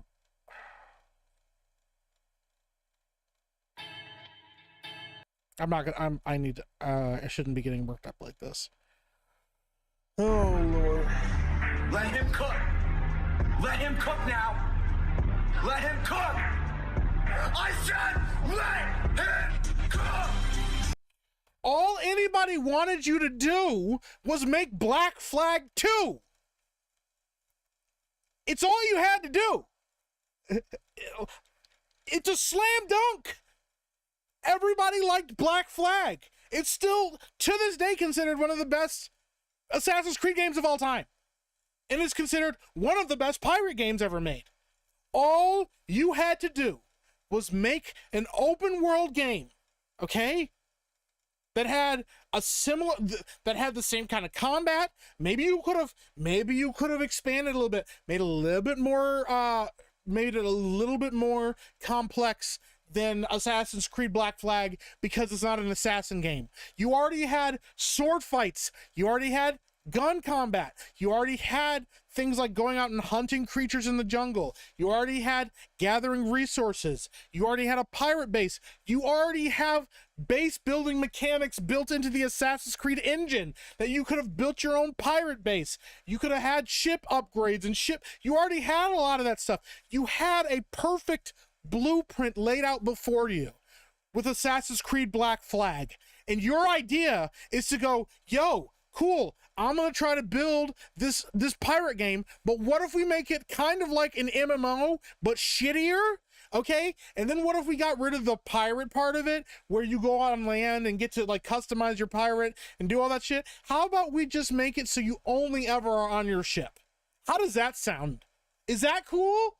And they're like, not really. Maybe you shouldn't do it like that. Well, multiplayer is important. Maybe multiplayer is important. Maybe it would be cool to fight other people on their ships. But you know what I don't want? It to always be an on thing. You know why? Because there isn't enough customization built into this game already. And I'm going to tell you right now, I could have guessed that from the beginning, even if everything else about the game was what I liked. Because this is a problem I have with MMOs specifically. There is not enough customization to make a character that is specifically unique to you. Okay? And then when they release fucking DLC and cosmetic packs, every fucking person goes out and buys that fucking cosmetic pack. Oh, look at that. We just released a cosmetic pack with sunglasses and a trench coat. Oh, I really like that look. And you know what happens? You go to a fucking open area that has a bunch of people talking, and you know what everybody's fucking wearing? The glasses and the trench coat. So you don't even look fucking unique or interesting. You're wearing the same shit that everybody else in the fucking game is wearing. Okay? It removes all identity. It removes all traces of uniqueness. Now, if you want to make a game and you want to say, yo, let's build a very deep, very customizable game that, and the cosmetic items maybe with legendary items in the game that you can buy or that you can earn that are cosmetic looking, that maybe look like pirates that you really like, buy the Blackbeard skin and buy those things. That would be one thing. But the thing is, these character concepts, the character creators, even the ship customization is not deep enough for you to feel like you're actually unique and on your own. So you have a bunch of people running around wearing the same fucking shit all the time, looking exactly the same and the same fucking ships, and you want people to run around fighting each other in their same fucking ships. You can't go on land, so there's no pirate combat and pirate duels and anything unique like that. Part of being a pirate would be interesting is going on land and exploring the land and fucking maybe encountering supernatural wonders and supernatural things on land. They had ghost ships in Black Flag, so they already had things built into the game like that. Obviously, naval exploration is going to be a really cool part of it. And I think one of the things that would be really cool about naval exploration is that you make it so that it is kind of slow. It doesn't have to be incredibly slow, but you make it a little bit slower so that everybody can enjoy themselves and enjoy the exploration of the sea. You put a bunch of shit into the game like the Bell, so you can dive into the ocean and find shit in the ocean, find fucking pirate ships and find all these unique things in the game like they did in Black Flag. All you have to do is take the world of Black Flag and fucking expand it. And if you want to make it a unique world that isn't the same as a reflection of the real world, that's fine. Just make it some kind of proxy of what the pirate world existed. If you don't want to make Nassau, make something similar to Nassau that's like the pirate haven or the pirate capital. You want to make things like unique islands that feel similar and have similarities to places that were real places. You can do that. You could have fucking put in Treasure Island. That could have been a whole fucking unique quest line in the game that you could do. Here's the thing, it never needed to be multiplayer. I'm gonna be honest, I thought multiplayer from the very beginning was a fucking mistake. Okay, it needs to be a single player game so people can fucking enjoy being a pirate. And if you want to have a multiplayer section, have a part of the ocean be the multiplayer area where you enter this portion of the ocean and everybody here is a fucking pirate. And you can go to this one island where everybody can hang out with and talk to each other and fucking show off your fucking brand new knitted stockings and your fucking cool pirate hat with the giant feather in it or whatever. Or everybody can walk around in the same Blackbeard skin, walking around and going, look at that, I bought the same fucking skin that you did and spent the same amount of money as you did, just to all look the fucking same. Isn't that really fucking cool? Okay? All you had to do was take the fucking blueprint of Black Flag and expand it out and make a unique single player experience. I would have spent $70 fucking dollars. I would have spent $100 fucking dollars on a pirate game that was an actual unique, customizable, deep, like RPG rich pirate game. I want to go exploring. I want to experience the high seas. I want to fucking fight ghost ships. I want to fight the fucking Kraken. I want to fight other pirates. I want to steal their shit. I want to steal their fucking ships too. I want to build a pirate haven. All things that could have been in this game that would have been easy layups to win. And you could have said, yo, this game is huge. This game was a massive undertaking for us. It was expensive as fuck. So you know what? We're charging you guys more for the game than we ever would have before. It's a $70, $80, $90 game, and we do have a store, but it's just cosmetics. It doesn't have any effect on anything else. And here we go when we're releasing the game. And what you do is you have the people that are really interested and really invested and really excited. They will buy the game. They will spend whatever you ask of them to buy the game within reason. And you know what will happen? The word of mouth will get out. This game is a fucking banger. And you know what people will do when they see that? They'll go buy the goddamn game. A perfect example of this, except for the multiplayer, which is definitely part of this conversation. Red Dead Redemption 2. Hey, we're doing a prequel. Everybody was kind of surprised, but they made the world bigger. They made it deeper. They added a lot of exploration to it, a lot of unique areas. They added cool guns. They added cool outfits. They let you look unique. And then they did have a multiplayer aspect. Now, granted, I think the multiplayer aspect of Grand Theft Auto and of Red Dead Redemption isn't something that's my bag. I don't want to be in an always PvP area.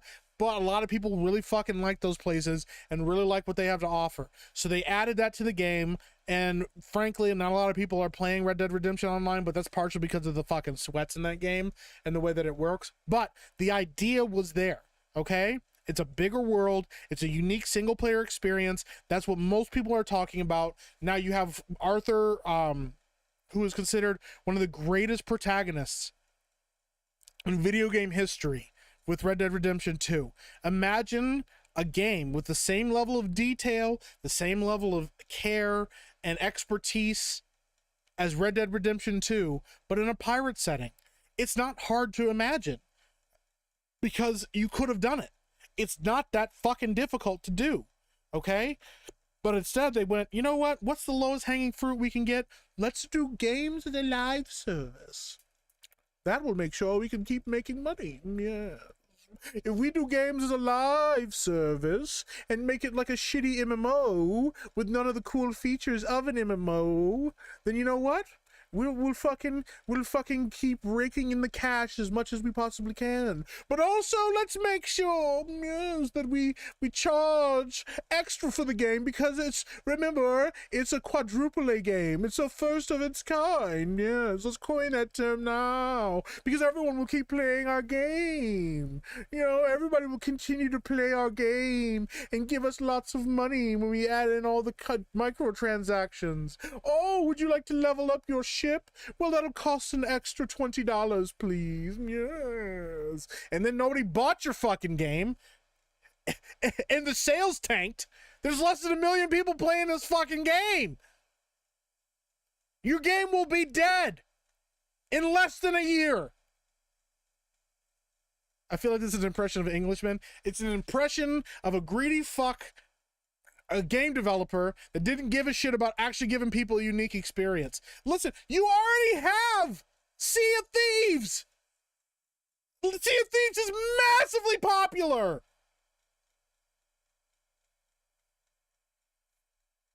You had Sea of Thieves.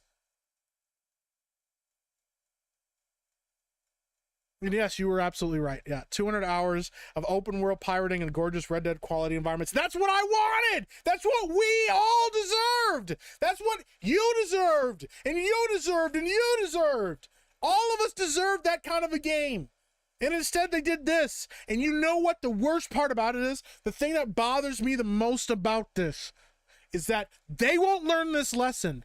And a lot of other people will look at this. Game developers that have the resources and the team and the money and the ability to make these kind of games will look at this and go, obviously people don't like pirates that much. I guess we shouldn't worry about pirates. I guess we shouldn't do a pirate MMO.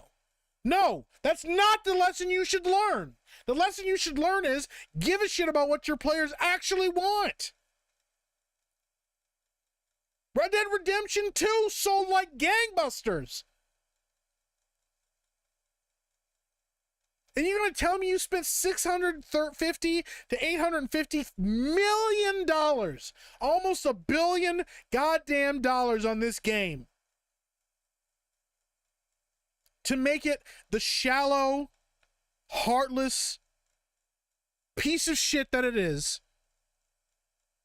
The game right now is estimated the game has sold between 2,300 and 3,400 copies. 2,300 to 3,400 copies. As of this article, August 22nd, 2024, it hit a peak concurrent player, 2,615 players.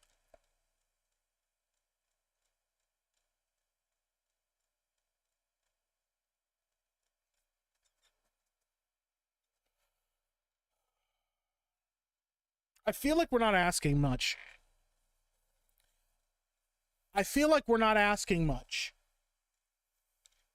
And the thing is, this stupid narrative that keeps coming out, and that we keep seeing people pushing, and these game journalists fucking pushing, is that, hey, the thing is, you can't expect of us to release quality games like Red Dead Redemption 2 or Baldur's Gate 3. That's not a fair expectation on us. Okay? What are we supposed to do? Put a ton of work and effort into making these games with depth and good storytelling? We're supposed to go out and make you something that keeps you entertained for hours and hours of your time. We're supposed to put something out that absolutely is worth the price tag of the $60, $70 that we're charging for you. And whatever live service world that we have, live service store that we have that you can buy shit in, we're supposed to make it worth your money. Why not just give us all of your money? Every month, just give us money, and we will not do any of that and give you a broken, buggy piece of shit game that nobody likes. Okay? And then you guys just, like, I don't know, fucking sit around in the kiddie pool of the game, just sit on your ass and not do anything and not bother us.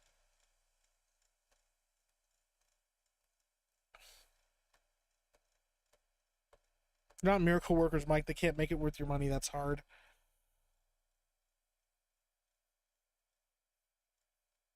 And yes, I do agree, Anna. Yeah, when everyone's special, no one is.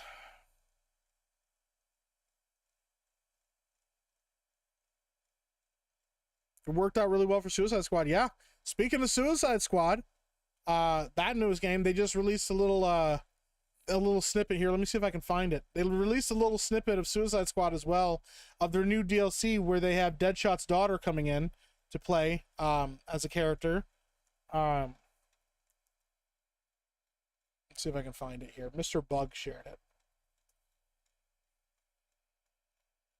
God, I can't fucking type today.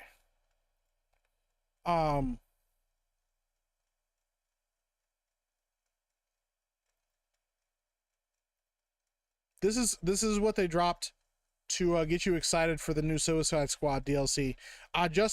Suicide Squad kills the Justice League. Remember, this game fucking did awful. They just announced Mr. Freeze DLC, but it's not Mr. Freeze DLC, it's Mrs. Freeze DLC, and she is a overweight Asian woman in a crisis suit, in a bomb suit, not in a unique high-tech suit that's really cool or anything, just a fucking bomb suit. Carl Anderson for $5 says, here is what the corporations forgot, and that's 99.9% of games will end so you can go on to new games. There are very few games that should be live. I 100% agree with you, but they're still making DLC. They have one more DLC to drop after this. Yep. But Mike, it's not their fault. They just want to make mobile games and passively profit from microtransactions. And everyone keeps giving them all this money to like work for whatever, right? Okay, sound like the little rants over vibe check. Is everyone all right? Everyone survived? Sound off. I think everyone survived. Yeah, they're still making DLC for this. They're still making DLC. This is actually from Suicide Squad. Remember, this is the same studio that made Arkham City, that made Batman, Arkham Asylum, Arkham City, and Arkham Knight. Same studio. We go in there. We tell Waller we're not letting her do that to any kid. Any more kids. Welcome to Task Force X. Zoe Lawton. Ugh, here we go. This is low. Even for you, Waller. Hello? I'm right here? Ugh, that is so like you to go right past me. I haven't asked anyone to do anything I wouldn't do myself in this situation. I certainly haven't compromised my morals. Maybe you're just projecting. Zoe is 13 years old. You can't just... Dad! I'm 18. This is my choice, okay? I'm doing... Dad! Why can't you understand? You're an assassin and you get to murder people. You need to give me my agency and let me go around and murder people as well. Okay, Dad? I have cool goggles too. Isn't this what you wanted from a Suicide Squad game? Is listening to people argue with each other over whether or not they can commit crimes and murder each other and murder other people? doing what feels right, which I thought you'd be all about. And I definitely do know what I'm getting into, okay? Yeah, girl. Dad, I want an explosive charge put in the back of my neck as well, so that this government agent can tell me what to do, and if I don't listen to her, she blows me up. Why can't you understand how important that is to me? Girl, don't let your dad tell you what to do, you rebel. Your dad's right. You can't go making life-altering decisions like that. I didn't listen to my old man. You want to end up like me? Why do their outfits look like 90s reboots of a classic 80s cartoon? Because because it's cool. It's super cool. You know, it's cool to see everybody in weird grungy costumes. This is awesome, guys. Have you ever even seen the bomb in your heads? Because I've gone over full schematics, and according to my information, y'all are the ones who let a shady government agency strip you entirely of your rights. You just signed a contract with them! What are you talking about?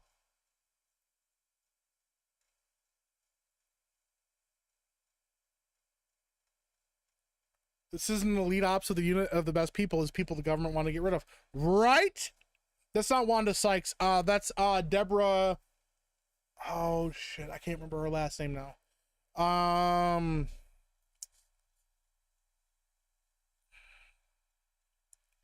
Deborah, she's from Mad TV. She's actually a very talented actress. Deborah Wilson. She's a talented actress. She's really fucking funny. But lately they're just putting her in everything, which is weird to me. And I'm gonna be honest, because you would think if anything, as far as the way that these studios have put things together and the way these studios want representation and stuff in the game, that you wouldn't replace Amanda Waller with a skinny black woman. You'd replace her with you'd let her be a heavyset black woman like she always has been in the comics. People never had a problem with Amanda Waller. Amanda Waller's a fucking cool character. She's a piece of shit, but people like that and respect it.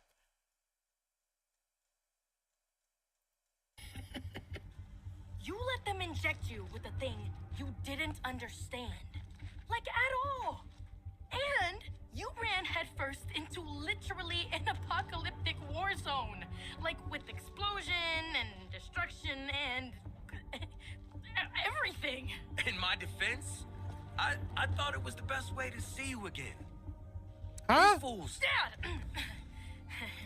Huh? Please. This is important. What? Your bodily autonomy. What the fuck? Right? I mean, what is even keeping you here? Ooh, largely fear of our boss. And you, progeny of Floyd Lawton, why do you fight? How many people get to say that they robbed an alien colonizer right under his nose and Oh, what? kicked his ass? They said the thing. They said the buzz term. Buzz term. Buzz term. Buzz. They said colonizer. Hey. They said colonizer. Huh? Hold on, I can't even whistle. My lips are so dry.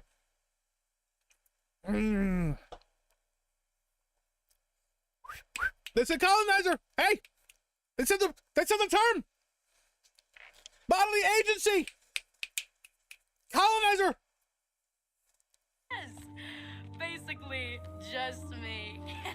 See, this isn't something you can just undo. Like, Didn't hurt any more than my first tattoo. you have a tattoo? You have more than one? Girl, you hate needles. Hope it's not for an ex. Tattoos are a rite of passage. Ink's already dry. Colonel Flag. What's the Wi-Fi password? General Boy Scout? Huh? They said it. They said Wi-Fi. Hey. They said Wi-Fi.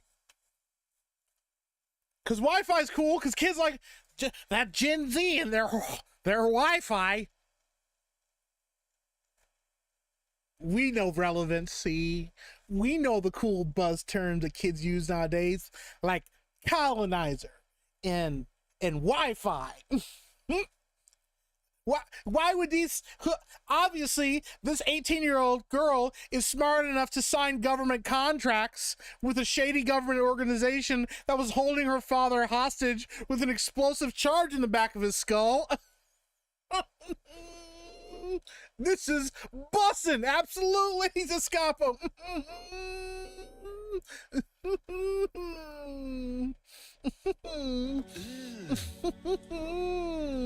Brother,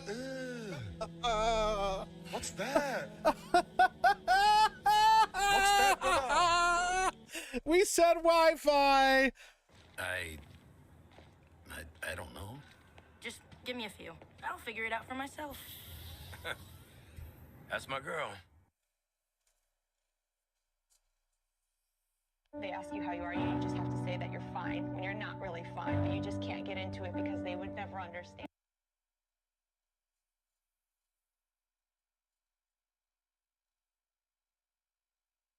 Skibbity squad. A binary Rico says, "What the fuck, Mike?" And they just busted out 100 out of 100 voice impression of Joker / Heath Ledger for a second there. I don't know, man. He just neg his mog, bro.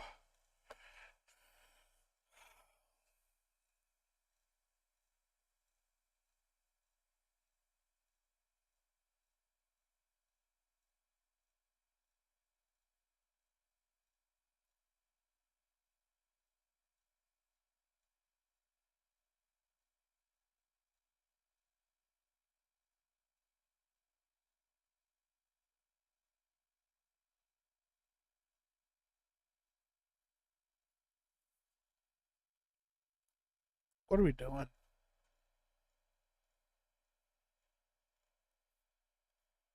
What are we doing?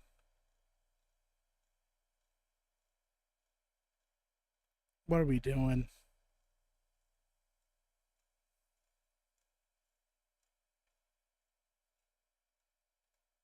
It just left me with a sadness.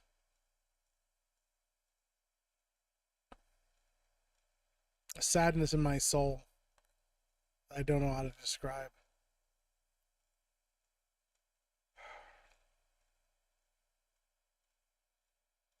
Is this a J stream? No, it's just a depression stream.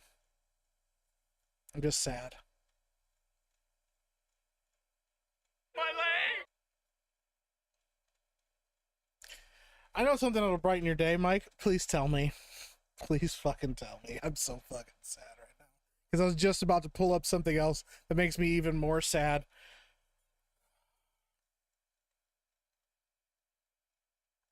Because This went viral. And you know what? I'm legitimately, I legitimately don't understand if this was a troll or if this was a guy was being serious. Okay? Part of me is starting to lean towards he was being serious. But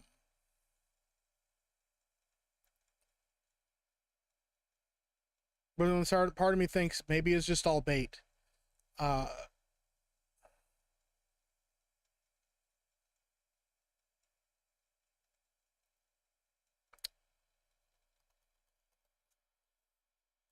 Sheep City did some art for a funny moment. My Pathfinder game is pretty sweet. I'll pull that up. We'll look at that for a second here.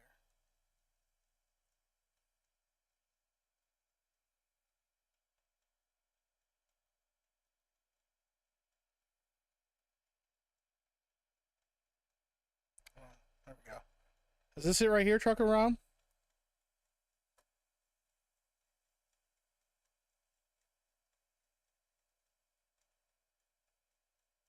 Is it the hero cartoon? Are you talking about the one about the story? He is a troll? Well, you know what? Disprove that makes me a lot happier. Because that was what I was gonna pull up next. Because I still don't know if this guy was serious or not. Obviously this was are you talking about this one, Disprove? I hope this is the one you're talking about. Because this made me exceptionally sad when I saw this yesterday.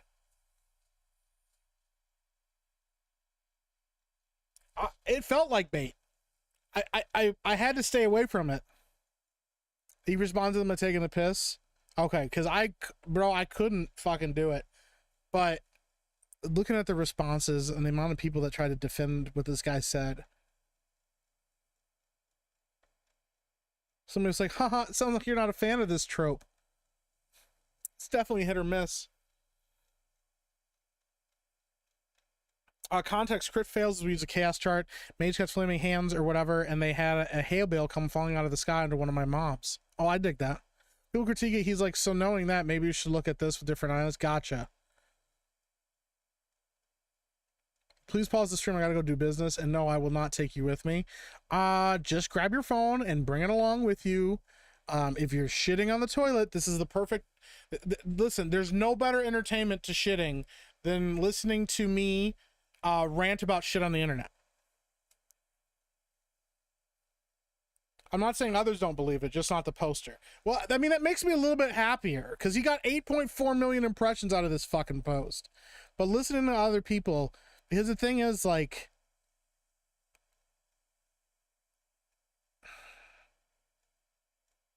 I know it's the internet. And the problem with the internet is that, like, anytime you post anything, people want to respond, people want to talk about it, people feel like they have to go through and defend it or respond to it in a specific way. And I realize that you should not always have to do that. You should try to be what's the word? Smart enough to not just go off on everything you say. Yeah, because I retweeted that and said this has got to be bait, because it just felt like there could not be anything that couldn't be fucking real. Mike only streams so he can join you on the loo. Yeah, that's pretty much the only reason I jump on the internet, is I'm kind of hoping you guys are all shitting in the bathroom at the same time. This is have Black Man ranting about entertainment really gets the bowels running. Yeah, I would hope so. I would hope that I'm pushing waste out of your body and filling you with truth and justice. I have opinions. The internet. Somebody's like, I said a thing, and they're like, how fucking dare you say this thing? How dare you say the thing about the thing? I don't know, man. I'm just... The thing that bothers me lately, and the thing I've just been really bummed out about, like, is the fact that it feels like we're starting to miss the forest for the trees a little bit. And I don't just mean on one side of the aisle. I feel like it's becoming a commonplace thing to lose sight of storytelling on the altar of either being correct or being right about a problem or being right about an issue, or becoming so staunchly what's the how I want to put this, becoming so staunchly resistant to bad storytelling that you become risk averse to storytelling. You know, you have to take risks to tell to tell unique stories and tell a story that you believe is important. You have to you are risking something, and while it's not like a life threatening risk, you are risking something by taking your intelligence, your creativity, and putting it out into the world to show other people, to see how they respond to it. It is a risk, and the reward is people like it and they flock to it and they support it, or people don't like it and they criticize it, and you're going to get both on either side. It's just how things go. Hold on. Reese of the Crypt says, I'm shitting right now and I'm not even in the bathroom. That's pretty fucking good. Holy shit. I respect the hell out of that. And like, you know, you have one side that goes, all storytelling is a platform for me to push my ideology, push my political stance, push whatever message I think is important to push out there to the world. And right now, the way everything is politically aligned and the way Hollywood has been, you know, obviously that supports one side well over another side, or one ideology over another. But you also have people that go, okay, well, I have to fight that back by pushing my ideology into things. Or they go, okay, when things change or influences change, now it's my turn to push my ideology, try to kind of right the ship. Instead of and that comes at the sacrifice of actual art, and comes at the sacrifice of actual artists who are trying to just entertain people. That's all it comes down to. I mean, like, yeah, there is lessons to be learned within storytelling. You know, I think there's a desire to go back to a simplicity in storytelling, good versus evil, you know, A to B journeys, things like that. There's also an appreciation when somebody can take those tropes and do things uniquely with those tropes, and do things that are or create a character that you don't expect to resonate with, like a lobster or whatever, when you're telling a story and you go, oh, I didn't expect to resonate with this character. Those are all unique things, but I'm afraid that with the way everything has become so politically charged, that the response to the power shift or power dynamic shifting or a paradigm shift within the value system of people, specifically in America more than anywhere else, that the answer will then be, we have to push the other way, and we have to instill patriotic American values in every human being by pushing propaganda pieces that only extol our side of looking at things, because that is a worry and a concern, and it is not inherently good to just say, hey, I told a story that has these values from my political and my understanding of how the world works. It's part of it is going, hey, like, how can I tell a story from my perspective that reaches people, that people can connect with and appreciate, but isn't just me trying to push a message, or me trying to push trying to teach people something with a heavy-handed like approach that happens. Colin Patriot says X is wild right now. What happened on X? I don't see anything on here. Oh, is it because of the debate? X is a cesspool. That is true.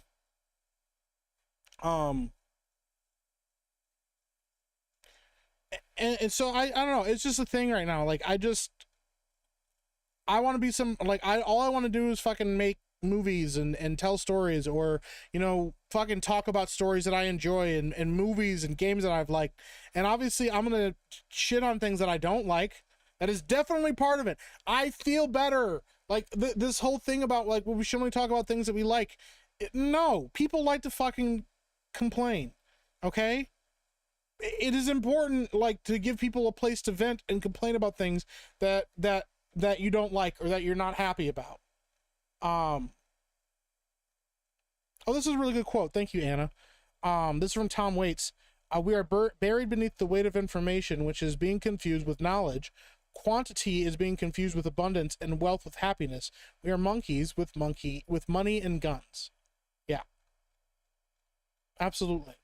Instead of just like, and I do think there are people out there like that can just go, yo, I'm just excited to like be entertained by something and not feel like I have to analyze it to death to get an understanding of it.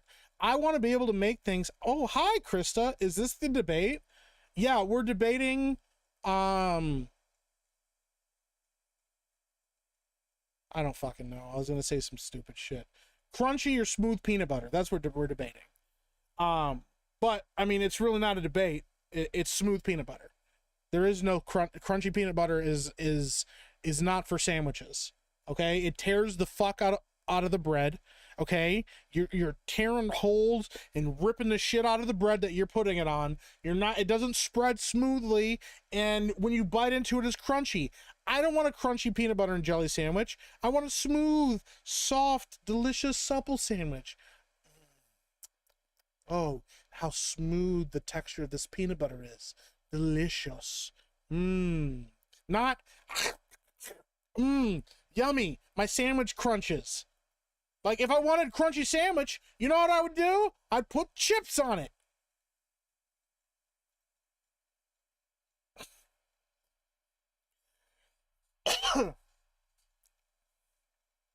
I just got this from Krista. No context whatsoever. Thank you, Krista. I appreciate that. Are you at the Rainforest Cafe right now?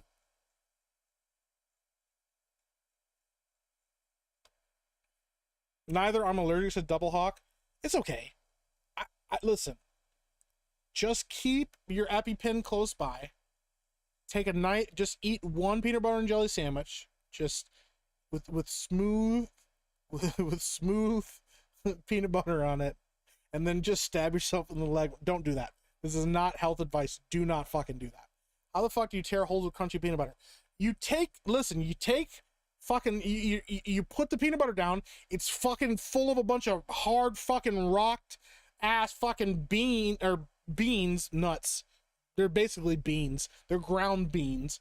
And you fucking try to spread that bitch across bread. You go, you know what it does? It drags all them fucking hard ass nuts right across that bread, tearing shit into it. Instead of the smoothness, you just lay it out and it's just smooth, bro. It's just smooth across there. Then you put the jelly on. Jelly. You know, and you eat it. First of all, that's dirty. And I can't believe you would use that. Crunchy peanut butter for Garu concerned with glory. That is wrong. And in fact, it actually takes longer to eat a crunchy peanut butter sandwich than it would to eat a smooth peanut butter sandwich. So while the Garu that is concerned with glory is taking forever to finish chewing up their crunchy sandwich, the other Garu have already finished their smooth sandwiches and are out back to fighting, battling the worm.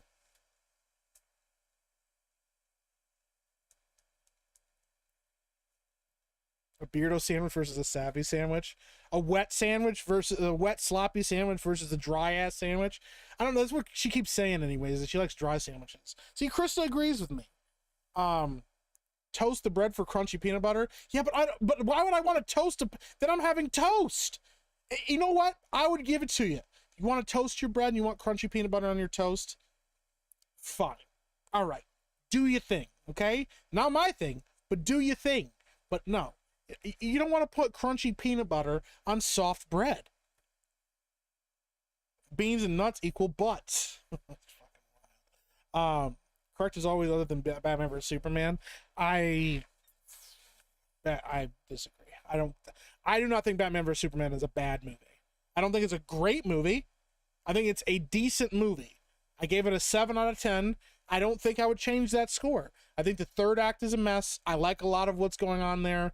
I've talked ad nauseum about the fact that I like an alien, disconnected, slightly antagonistic Superman that hasn't really quite made up his mind about what he thinks about humanity. I kind of dig that concept. I dig the injustice God among us kind of vibes that are in Batman vs Superman. Okay? But anyways, that's the whole thing. I'm more of a Nutella sandwich person. Nutella's good, though. I do like Nutella a lot. But that's the thing. I wouldn't want crunchy Nutella. Trucker Rob says, I can genuinely say I've never struggled with nuts as much as you apparently have. Maybe you're not making the right kind of sandwiches. Nothing wrong with a little crunch. Are we talking about PB&J or Beardo using... Fucking shit, bro. What are we doing? What have I done with it? This is my life now. I don't need to go into anaphylactic shock to know that smooth is by far better than crunchy. See? Even the guy that can't even eat the shit agrees with me.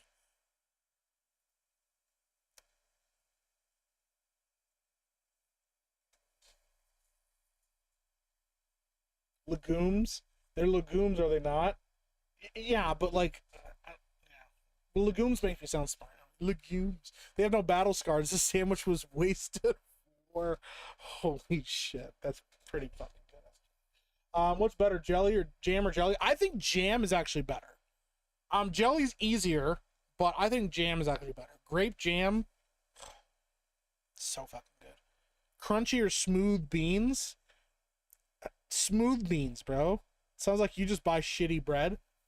What kind of bread are you buying, Trucker Rob? I'm sorry, I'm not buying heavily reinforced brick bread,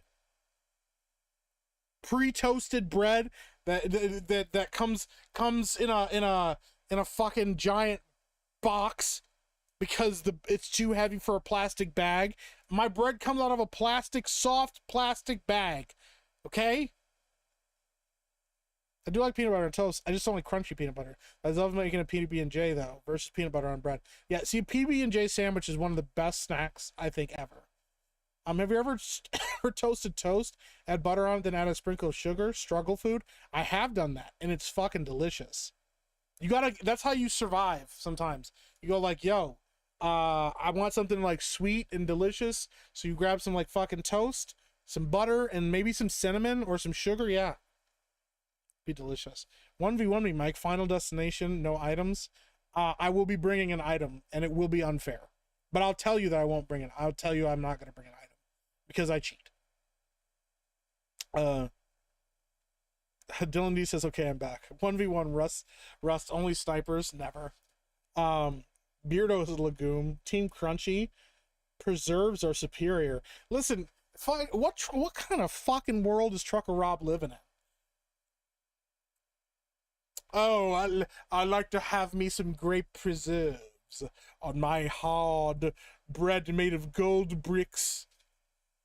I can spread my peanut butter, my crunchy peanut butter, with my sterling silver knives, explicitly for spreading peanut butter. I don't use them for anything else. No, just for my spread, my peanut butter spread, my crunchy peanut butter spread, in my grape preserves. Fucking peanut butter and jelly, man, comes in a fucking plastic jar. If the cheaper it is, the more oil's on top when you open that bitch. I buy good bread, Mike. I live on sandwiches. I buy the cheapest bread because struggle. Hey, I feel that. Butter plus powdered sugar equals buttercream, perfect for pancakes. That does sound really good. Struggle food hits different. That's why we were talking about Hamburger Helper. Sometimes Hamburger Helper is fucking delicious, man. Sometimes Hamburger Helper fucking slaps. Okay? You get used to that taste. It's fucking good.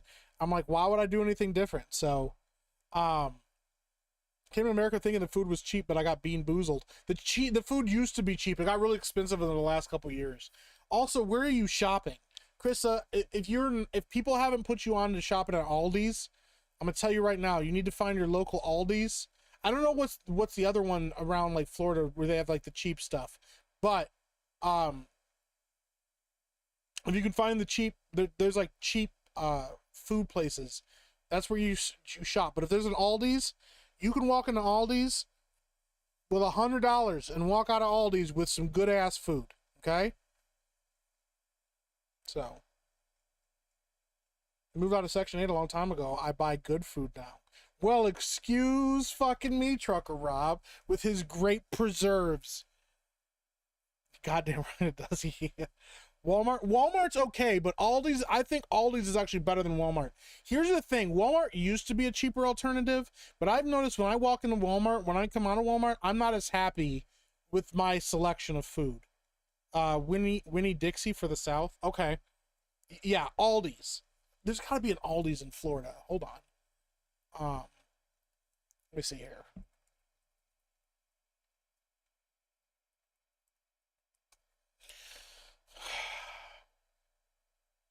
Yeah, there's a couple Aldi's in I don't know where in Florida you live. You don't have to tell me here. You can tell me in a private message actually, and I will send you, Krista. Tell me whereabouts like you are in Florida, okay? You in a private message, and I will send you a location of an Aldi's because you got to shop at Aldi's. You $100 in Aldi's, and you will have so much good food, and you will be set, okay? You will come out of there feeling like a fucking queen, okay? Costco buying in bulk is also a good option. Jelly strawberry freezer jam is the best. Grape is ghetto. Well, yeah, but Aldi's and Trader Joe's are two sides of the same store. The brothers that split their dad's business made the two. I didn't know Trader Joe's was the same thing as Aldi. I did not know that. So, interesting. So there go Trader Joe's. Homer South Boomer says Meek. Oh, and also Krista, you have to buy your own bags at Aldi's. They don't have bags at Aldi's. If I remember correctly. So bring your own bags, or buy their bags that they have, like the like cloth bags that you can reuse over and over again. Homer Says Boomer says Meek, take a good mac and cheese, stir in browned up hamburger, little Parmesan, and a couple shots of soy sauce, blows the doors off Hamburger Helper. I mean, that's also struggle food, and I respect the hell out of it. But the thing with that is, I don't have to put any work into the Hamburger Helper. I can just do my thing. So, let me see here. Okay.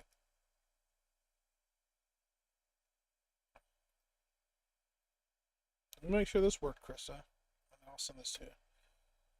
All right.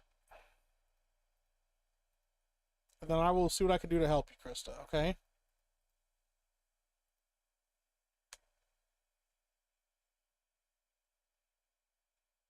Oh, it didn't send. All right, we'll find you. We'll find you in Aldi's, Krista.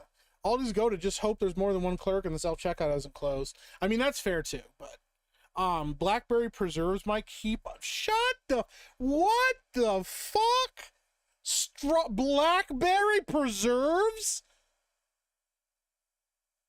What are we doing? What kind of bread are you buying? Holy shit. Blackberry preserves. Piggly Wiggly? Dude, they haven't had we used to have a Piggly Wiggly's around here. It closed like 10, 12 years ago or some shit. But yeah, Piggly Wiggly's was legit. Walmart's basically Whole Foods is a ripoff. Yeah, it is. Yeah. Fucking blackberry preserves. Oh my god, that's wild. Nobody leaves Walmart happy, Mike. That's true. You would know. Yeah, that's true. Stop calling it Aldi's. Just Aldi, my man. I'm calling it Aldi's. That's what we call it. It's Aldi's. I know it's Aldi, but the other one's Trader Joe. There we go. I buy my bread at Kroger. Fucking blackberry preserves.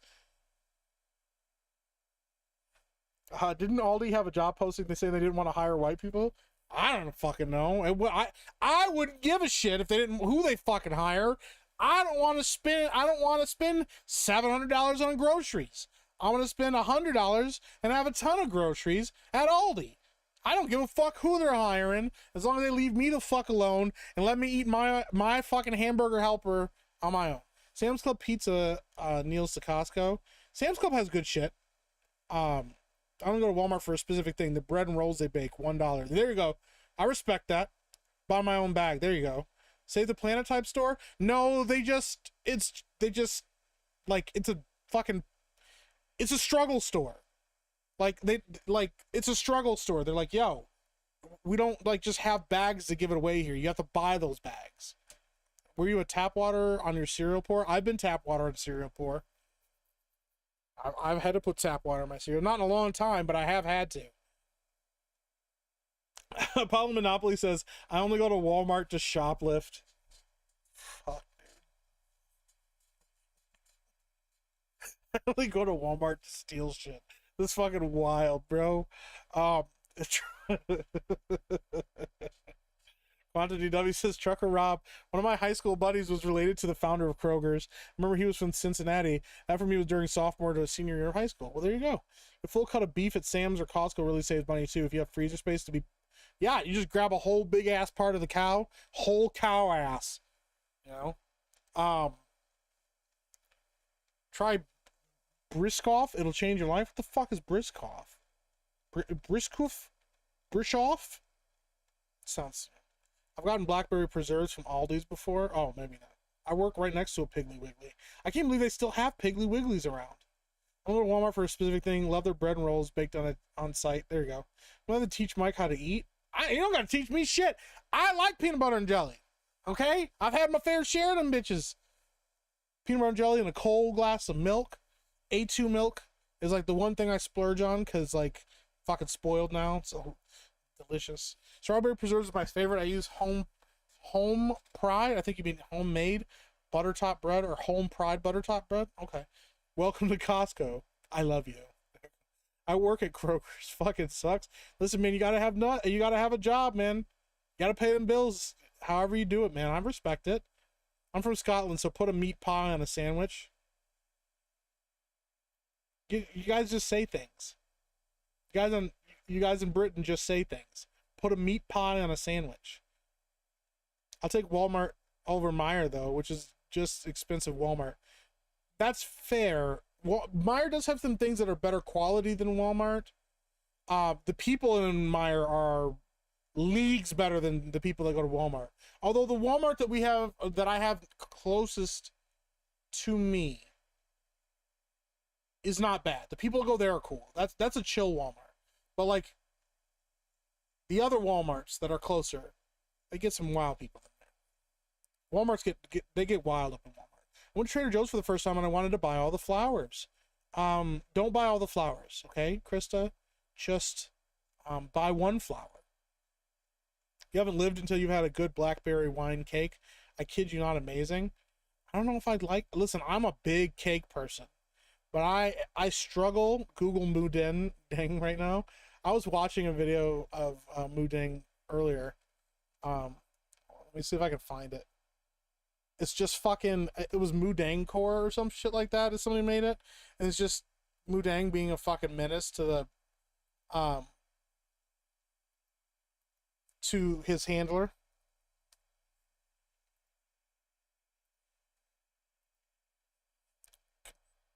What? He got canceled?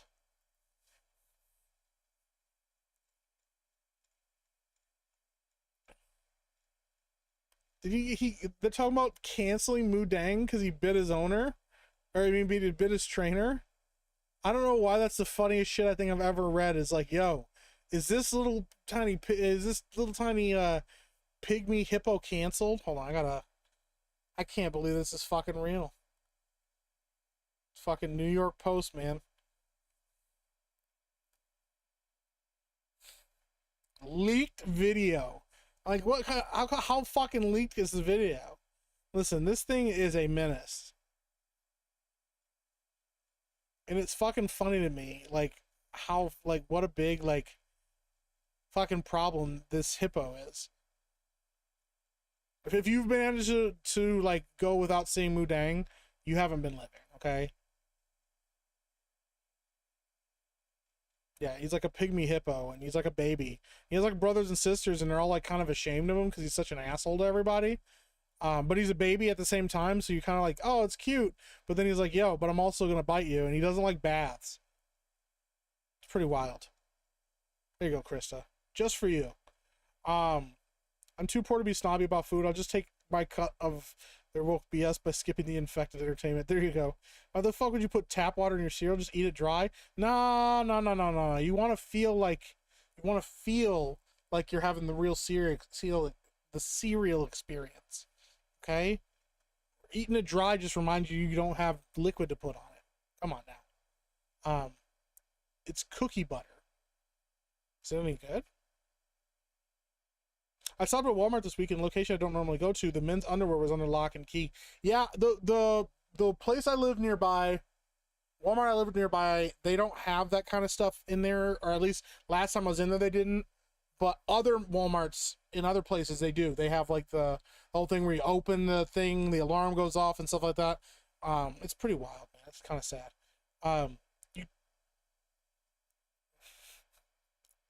Follow Monopoly says, you catch me sucking dick in the street for pennies, or you catch me pouring tap water onto my cereal. Well, then you guys haven't lived.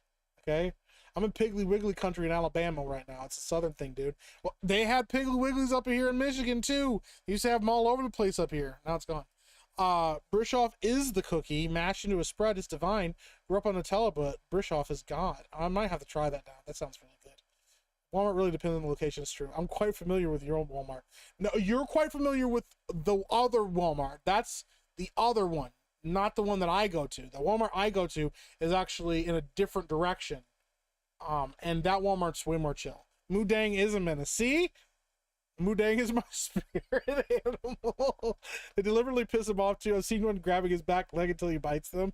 That's pretty fucking funny. I like that's one thing I do appreciate is when people like there is a trend like that and people can actually just appreciate what it is. Like for what it like people can actually have like a good time with it instead of being like upset or being like it's a fucking like hippo. It's like, yeah, it is a fucking hippo, but it's funny. And like we can all just kind of appreciate like what a fucking menace this thing is. I'm gonna pull this one up. This is like one of the ones I saw that fucking made me laugh. Oh.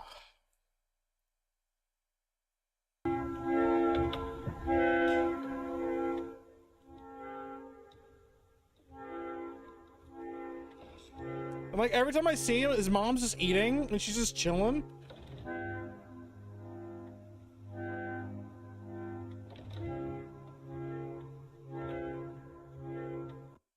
Yeah. I'm all about Mudang. It's pretty great. I'll introduce one of my players to her. Look at that savage monster. Mudang biting the handler. That's why we love her. I work with someone who used to be a night manager at a local Walmart. Once they caught a guy.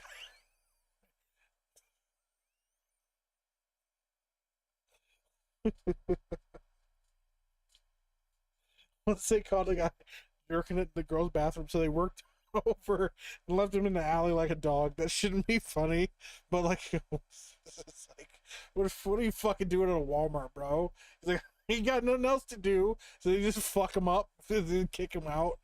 God damn, dude, that's so crazy. Holy shit, man, that's fucking wild. Oh shit, I'm kind of dying a little bit. That's funny. My only question is: single guy cooking can eat him? No, we can't eat Mudang. No, Mudang is uneatable. You can't. No, we can't. You can't eat Mudang. I haven't seen that meme used. I've seen it meme used for everything. They replaced the Jurassic Park dinos in an alien with Ripley. Dude, that's funny as shit. Oh my god. It's really good. Hippos are evil fuckers. I love hippos, man. Yeah, like, yeah, I think that shit's hilarious. And it's because he's a pygmy hippo. It's really funny because, like, he's never going to get big enough to, like, be that kind of a problem. Because if he was, like, a full-on hippo, like, he'd get big really fast. He'd stop being cute once he was big enough to fucking break his trainer's arm with one bite. They're fast as shit, too, man. Like, that was something we were talking about on the Epicverse podcast before. I was going off about hippos because they're closely related to whales. A lot of people don't know that they're cousins, and they're like, they're like direct descendants of whales, or like cousins genetically of whales. But they're also, like a lot of people assume that they're like really fat. Like regular hippos are like fucking all muscle. Like they have like a layer like of like a small layer of blubber. Everything else is just fucking muscle because they don't swim. Like they're not fucking swimming. Everybody thinks that they're swimming. They're just running along the bottom of the water or pushing themselves off the ground in the water. So, what am I thinking of the music video? I'm a menace to society. I don't know, but I dig it.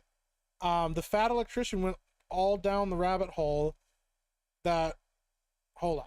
That fat electrician went all down the rabbit hole that Aldi and Trader Joe's are owned by two brothers that separate over cigarettes, and when it came to America, they couldn't call the store the same thing. Gotcha. That's interesting. I did not know that about that place. In the span of 8 days, we had a guy go completely nude and walk around the store. We had another guy piss all over the clothes, and I had some guy. Oh my god, dude, that's fucking crazy. So I take your security. That's fucking funny, Disparu. See if I can show that one on stream. The Ripley Mudang. That's fucking funny. He doesn't have teeth, so they let him bite them, right? He's a hippo who hates water. Yeah. I miss Walmart being open 24 hours. Walmart at 3 a.m. with experience. Dude, Walmart at 3 a.m. was good. Is Mudang a girl? I didn't know if Mudang was a girl or a boy. I've been to all the Walmarts in Michigan. I know them all. Okay. Well, then you know the good one, or like the not as bad one, I should say. One, it's Biscoff, not Briskoff. I don't know. It's a spice kind of ginger snap. I don't like ginger snap cookies. Never mind. You've turned me off to the whole experience. I was excited. I would have tried it, but I don't like ginger snap cookies. I don't want them. No, thank you. I've moved on from your Biscunio Brishoff cookies. I want them no longer. I'll just eat peanut butter and jelly sandwiches. Not grape preserves jelly. Imagine being so famous you would be a millionaire, but you're a hippo, right? He could start his own, or she could start her own podcast. No, I think the baby pygmy hippo at the Omaha Zoo is cuter. Her name is Adama. That is cute. Lord help me, I see that hippo and I imagine that I'm a menace to society playing in the background. I respect it. He's all muscle. He'd be stringy. It's pretty fucking funny. Time for some bacon now, dude. Bacon sounds really good. Fuck, my English grammar. I'm as high as fuck. Not gonna lie, with medical weed. Don't mind me. You're all good. Seals are water dogs. That is true. Hippos and whales are brother and sister. We're just we're way off in the weeds now. The brothers acquired Trader Joe's. Okay. Walmart in Maine after 1 a.m. is wild. Yeah, that sounds about right. We don't have security at Fred Meyer. All we have is loss prevention, which means you cannot do shit when you steal. We cannot do shit when you steal. That's fair. I remember when loss prevention used to be able to do shit when you stole. Years ago, a friend of mine caught a guy jerking Toys R Us. No fucking way, dude. That's fucking wild. That's so gross. No pumpkin spice cookies. I don't like pumpkin spice either. Feel less safe at the bad Walmart near you than in any Detroit. You should. You should absolutely feel less safe near that fucking Walmart. That the people at that Walmart don't feel safe.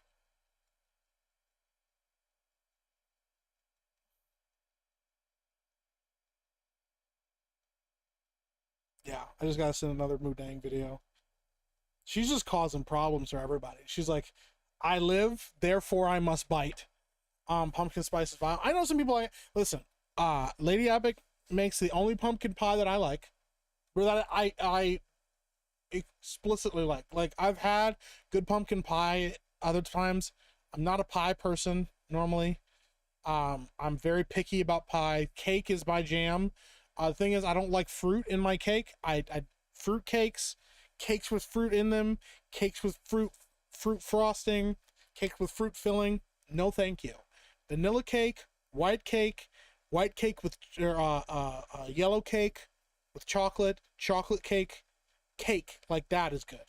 Okay, but not fucking. I don't want strawberry preserves, blackberry preserves within the filling of my cake. I just want frosting.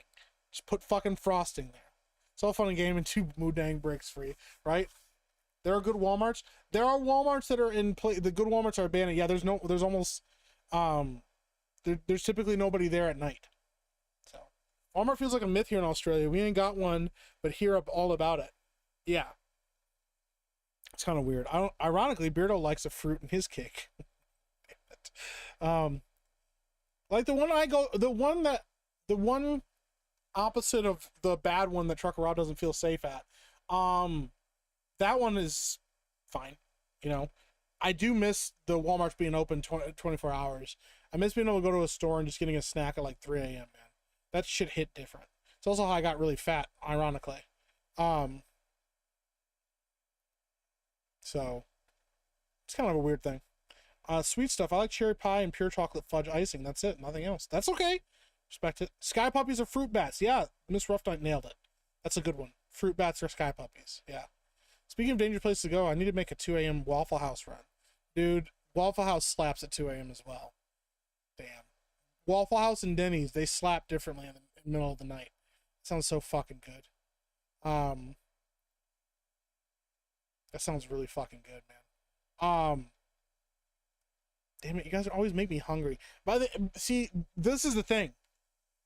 Because I got started early, and we're past the 2 hour mark, I can end soon.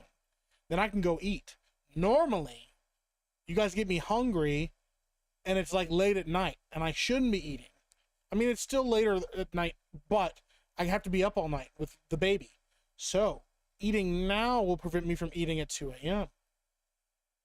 You know? Bro, I haven't had KFC in like 13 years. That's not good. Waffle House slaps. 2 a.m. Waffle House, you itching for a fight. I mean, that's part of the secret spice, is that you never know when that waffle will and that fork will be the thing that saves your life. You haven't lived until you fill your belly on blackberries and then get sleepy and take a nap like a grizzly bear. Just like berries and just fucking pass out. Feeling for some Red Rooster. A late night Waffle House run. Pre-gaming mandatory. Yeah. I wish Ryan's Steakhouse all-you-can-eat buffet still existed. An all-you-can-eat buffet, 24-hour all-you-can-eat buffet would be diabolical. Hoping to see one fight at least. I respect that. Damn. I fucking want Waffle House or some shit. I just want, like, chicken and fucking... Like, chicken and waffles sound really fucking good right now. Yeah. I wish we had Waffle House out west. I mean, we have Denny's here. Although we had a closer Denny's, but it closed because people don't go there. I just got gifted a channel membership to Jay's channel. Didn't even know he was streaming. I didn't know he was streaming either. I know some people are doing games and stuff right now. Dude, I just don't care enough about political shit to really deal with it. The one thing that I will get on, and I mentioned this on Tuesday night's main event, and this is probably like a good spot to close on, is like at the end of the day, like we're supposed to like care about each other and take care of each other as a country. The shit going on right now in Florida and in North Carolina, there's entire towns, small towns, albeit yes, but towns that have been completely fucking wiped out in like North Carolina. There are people stranded, people looking for help, and the fact that our fucking government wasn't immediately like, yo, we're sending help, yo, we're going out to help people that are in our country that are struggling. The fact that we have a bunch of private citizens. Listen, shout out to every private citizen out there that has the resources and the funds to go out and help people and are doing so and providing resources, food, water, shelter, airlift, all of that stuff. Even fucking Elon Musk providing satellites and internet for connectivity and communication, all of those things. Shout out to those fucking people. Our government should be one of the first people in there to be helping people and actually getting people out of a bad situation. And if you work for the government and you belong to the government in any way, shape, or form, and you are not making it a priority to help American citizens that are in the middle of a natural disaster, fucking shame on you. Like, fucking shame on you. That is a disgrace. It doesn't matter what the fuck is going on. It doesn't matter what your political ideology is. It doesn't matter where you sit on the political spectrum, whatever. It doesn't matter. When your fellow brother is in need, you go help. And anybody that isn't advocating for that or isn't willing to do that and is more worried about trying to fucking win an election than actually help people, you know, if it aligns that, you know what, me helping people also helps me with an election, cool. But if your whole obsession is winning an election over trying to help people that need it and be there for people that are desperate for aid, then yeah, shame on you, man. That's kind of the last little thing. I know that's kind of a down note, but it is important, man. A lot of people need help right now, and it's wild, and a lot of people will take advantage of needing help, and that really fucking sucks. But there's a lot of people that are helping, and shout out to those people. They deserve love. They deserve all of the credit for being willing to help people that are in need. So yeah, man. I used to work at Ryan. They got mad at me for trying to clean out the mold diseased freezer. Well, fuck them for doing that. That's wild. Hometown buffet. I don't remember Hometown buffet. I remember was it Pomidas? Not Pomidas. What the fuck am I saying? Not Pomidas. Ponderosa. Damn. Ponderosa, bro. Oh my gosh, we used to have one really close by here. I don't think there's one. The farthest one, or closest Ponderosa is fucking 45 minutes away from me. Damn, Ponderosa sounds so fucking good right now. Holy shit. Ponderosa, there's also a place called Big Boy. Big Boys has, oh my god, dude, this is making me fucking hungry. You ever been to Ponderosa, Mike? Oh, see, I didn't even see your Ponderosa message. Ponderosa slaps, bro. I would not trust the food at a 24-hour all-you-can-eat buffet. You're not supposed to. Gaming stream, Mike? This isn't a gaming stream. We'll do a gaming stream tomorrow, probably. We'll probably start on Resident Evil 2 tomorrow. My friends and I went to a breakfast buffet. I think I ate 6 plates of bacon. Oh, that sounds so good. Final Picture says, I have one very important thing to say. Joshua Falls says, yeah, Denny's closed now. It's IHOP for good breakfast. Yeah. I did go the other day with Josiah at like 3 a.m. We fucking went to an IHOP and ate. It was good. I fucking hate the government. You don't hate the government enough. Government doesn't hate itself enough either. Just letting Mike spit facts. I appreciate that. We had a state of emergency in 5 states. The DOD was sending out surveys asking men who they like to. Oh, yeah, that's wild, dude. I'm trying to watch what I say because I'm being watched because YouTube keeps demonetizing my shit. Obviously our government doesn't want to help down there because they can't be seen helping the Trump supporters no matter the reason. I mean, like I said, if your political or your political aspirations cause you to do anything other than jump to the help of citizens in need, then like shame on you. Like absolute fucking shame on you for that, because that shit's awful. At least opportunity to be a populist. Yeah. Relief effort would be going better if Mudang was in charge. That's true. Mudang would just be biting bitches, be like, hey, get to work. I respect it. Apollo Monopoly member for 2 months. Pause the stream, like I have to take my fish for a walk. I will not. We used to have Ponderosa in our town. It was so good, shut down now. That's so sad. Dairy Queen has some phenomenal chicken strips. The closest Dairy Queen to me, I think, is also 45 minutes away.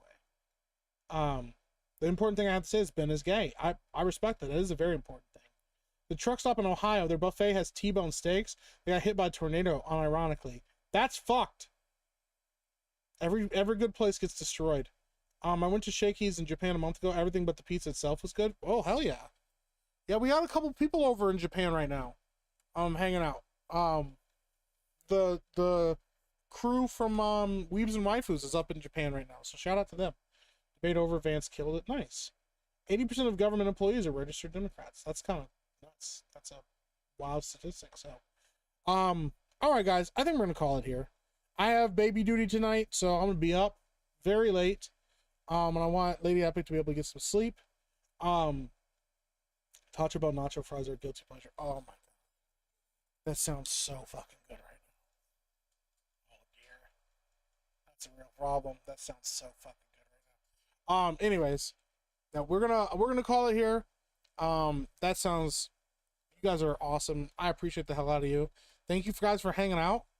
How bad did Walls perform? I don't know. I didn't watch it. I'm so uninterested. But best Texan fast food. God bless Texas. There you go. I haven't been to Texas in a long time. It's been 7 years, 8 years. No, it's been longer than that now. It wasn't before I was married. It was right after I got married, I think. So it's been like 10 years since I've been to Texas or something. I'm planning a trip to Japan next year. Well, take me with you. Take me with you. Thanks for later. Have a good night, man. I appreciate you guys though, for real. You guys enjoy yourself. Go find somebody to watch. I think Beardo's playing Resident Evil 4 with mods right now. I think he gave somebody big tits or some shit. I don't fucking know. Well, let's just check in on Beardo. Let's see what happened. Real quick, before we go, I guess we gotta go check in on Beardo and see what the fuck he's doing. Okay, I'm missing materials here.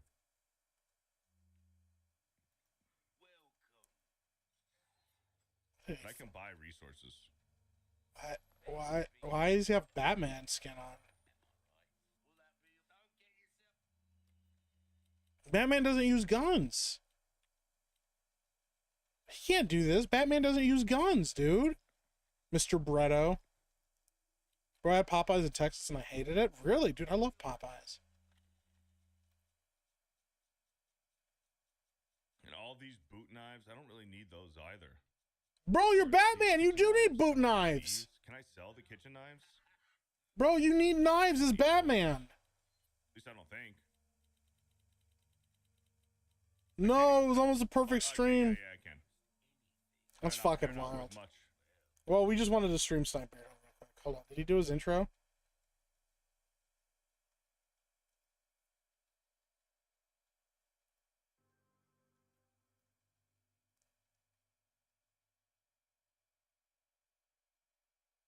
This is really real. This is the real time of him making his audience wait for him to walk on screen during his fucking intro. Bro, what was that transition, bro? Dude, look how long it takes him to fucking show up on camera. Back to disrespect, looking a little worse for wear these days. Dude, look how long it takes him. You remember? Holy smokes. Ladies and gentlemen, I know what you're thinking, and the answer's yes. Welcome back on into another Beer, the Beardo video gaming live stream live from the Beard Cave. Look at this place, jam-packed, wall to wall, just nothing but winning and excellence down here in the Fear, the Beardo Gaming Lounge. Come on out, you rapist! Tons of numbers have been exchanged in between. I show up to my streams on time because I care. I respect it. Here in the Bearded Society. But I'm gonna go ahead The audio's a and bit ask you fucked too. to Yeah, that's fair. Wrap up your game of skee ball. Wrap up your game of pool. Bocce ball. Wrap up your game of video poker. I know that you guys are winning loads of money off of video poker. I'm looking at you, Blue-Eyed Scorpio. This nigga said video poker.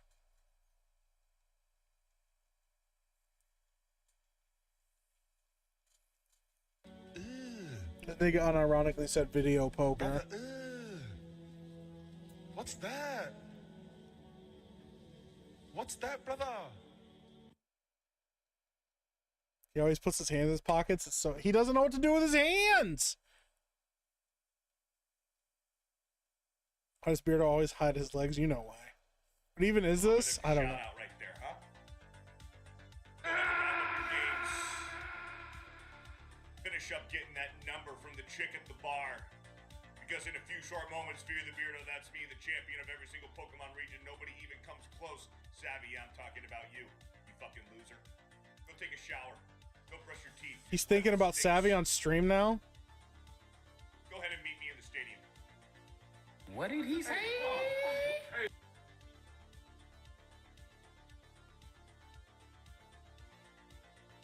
Guys, remember, I didn't make this shit up. This is not my doing. I'm just watching a stream. I'm just playing back what has been done. I didn't do this. This is normal. This is not a unique thing that has happened one time.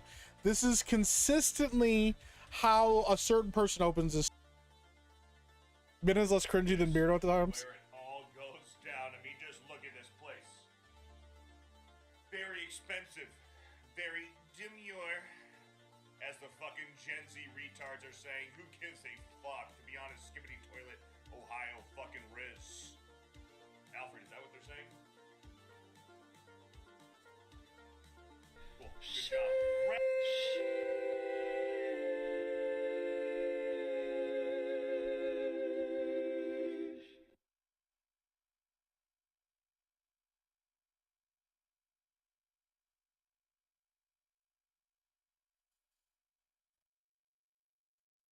I think it just says skibbity toilet too. Skibbity Riz, Ohio. Fuck.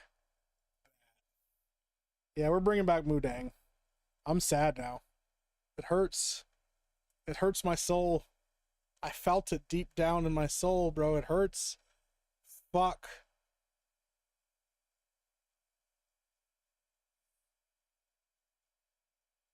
Let's see if I can find a video of Mudang doing something cool. That's fucking yuck, bro. Demure. He said demure. He goes, is that what the stupid kids are saying? Just tried to pull up fucking TikTok and immediately got assaulted. Is that what the stupid fucking kids are saying? I'm like, I don't know, but you said it on your fucking stream. Like, nobody made you say this. Not a single goddamn person made you say that shit. They didn't make you say fucking skibbity toilet. Nobody made you do any of what just happened there. That's on you. You did that to yourself. The mirror disprove is pissed, bro. You put you put that guy in your movie, Mike. Beardo makes me remember why I hate Gen Z. I kind of wish I stuck with you guys. The debate was kind of nothing. Hey, it's all good, man. Listen, we got playback.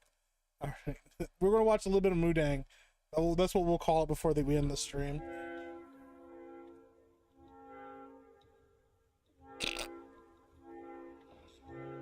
Bro, leave her alone. What the fuck are they doing to my stomach, bro? Bitch, I don't like that water. Get it off me.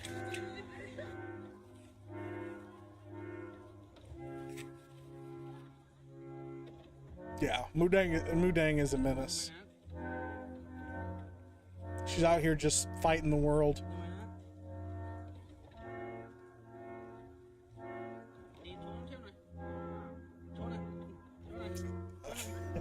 Well, I don't know about pygmy hippos. I'm talking about real hippos. You look like a fat catfish with legs.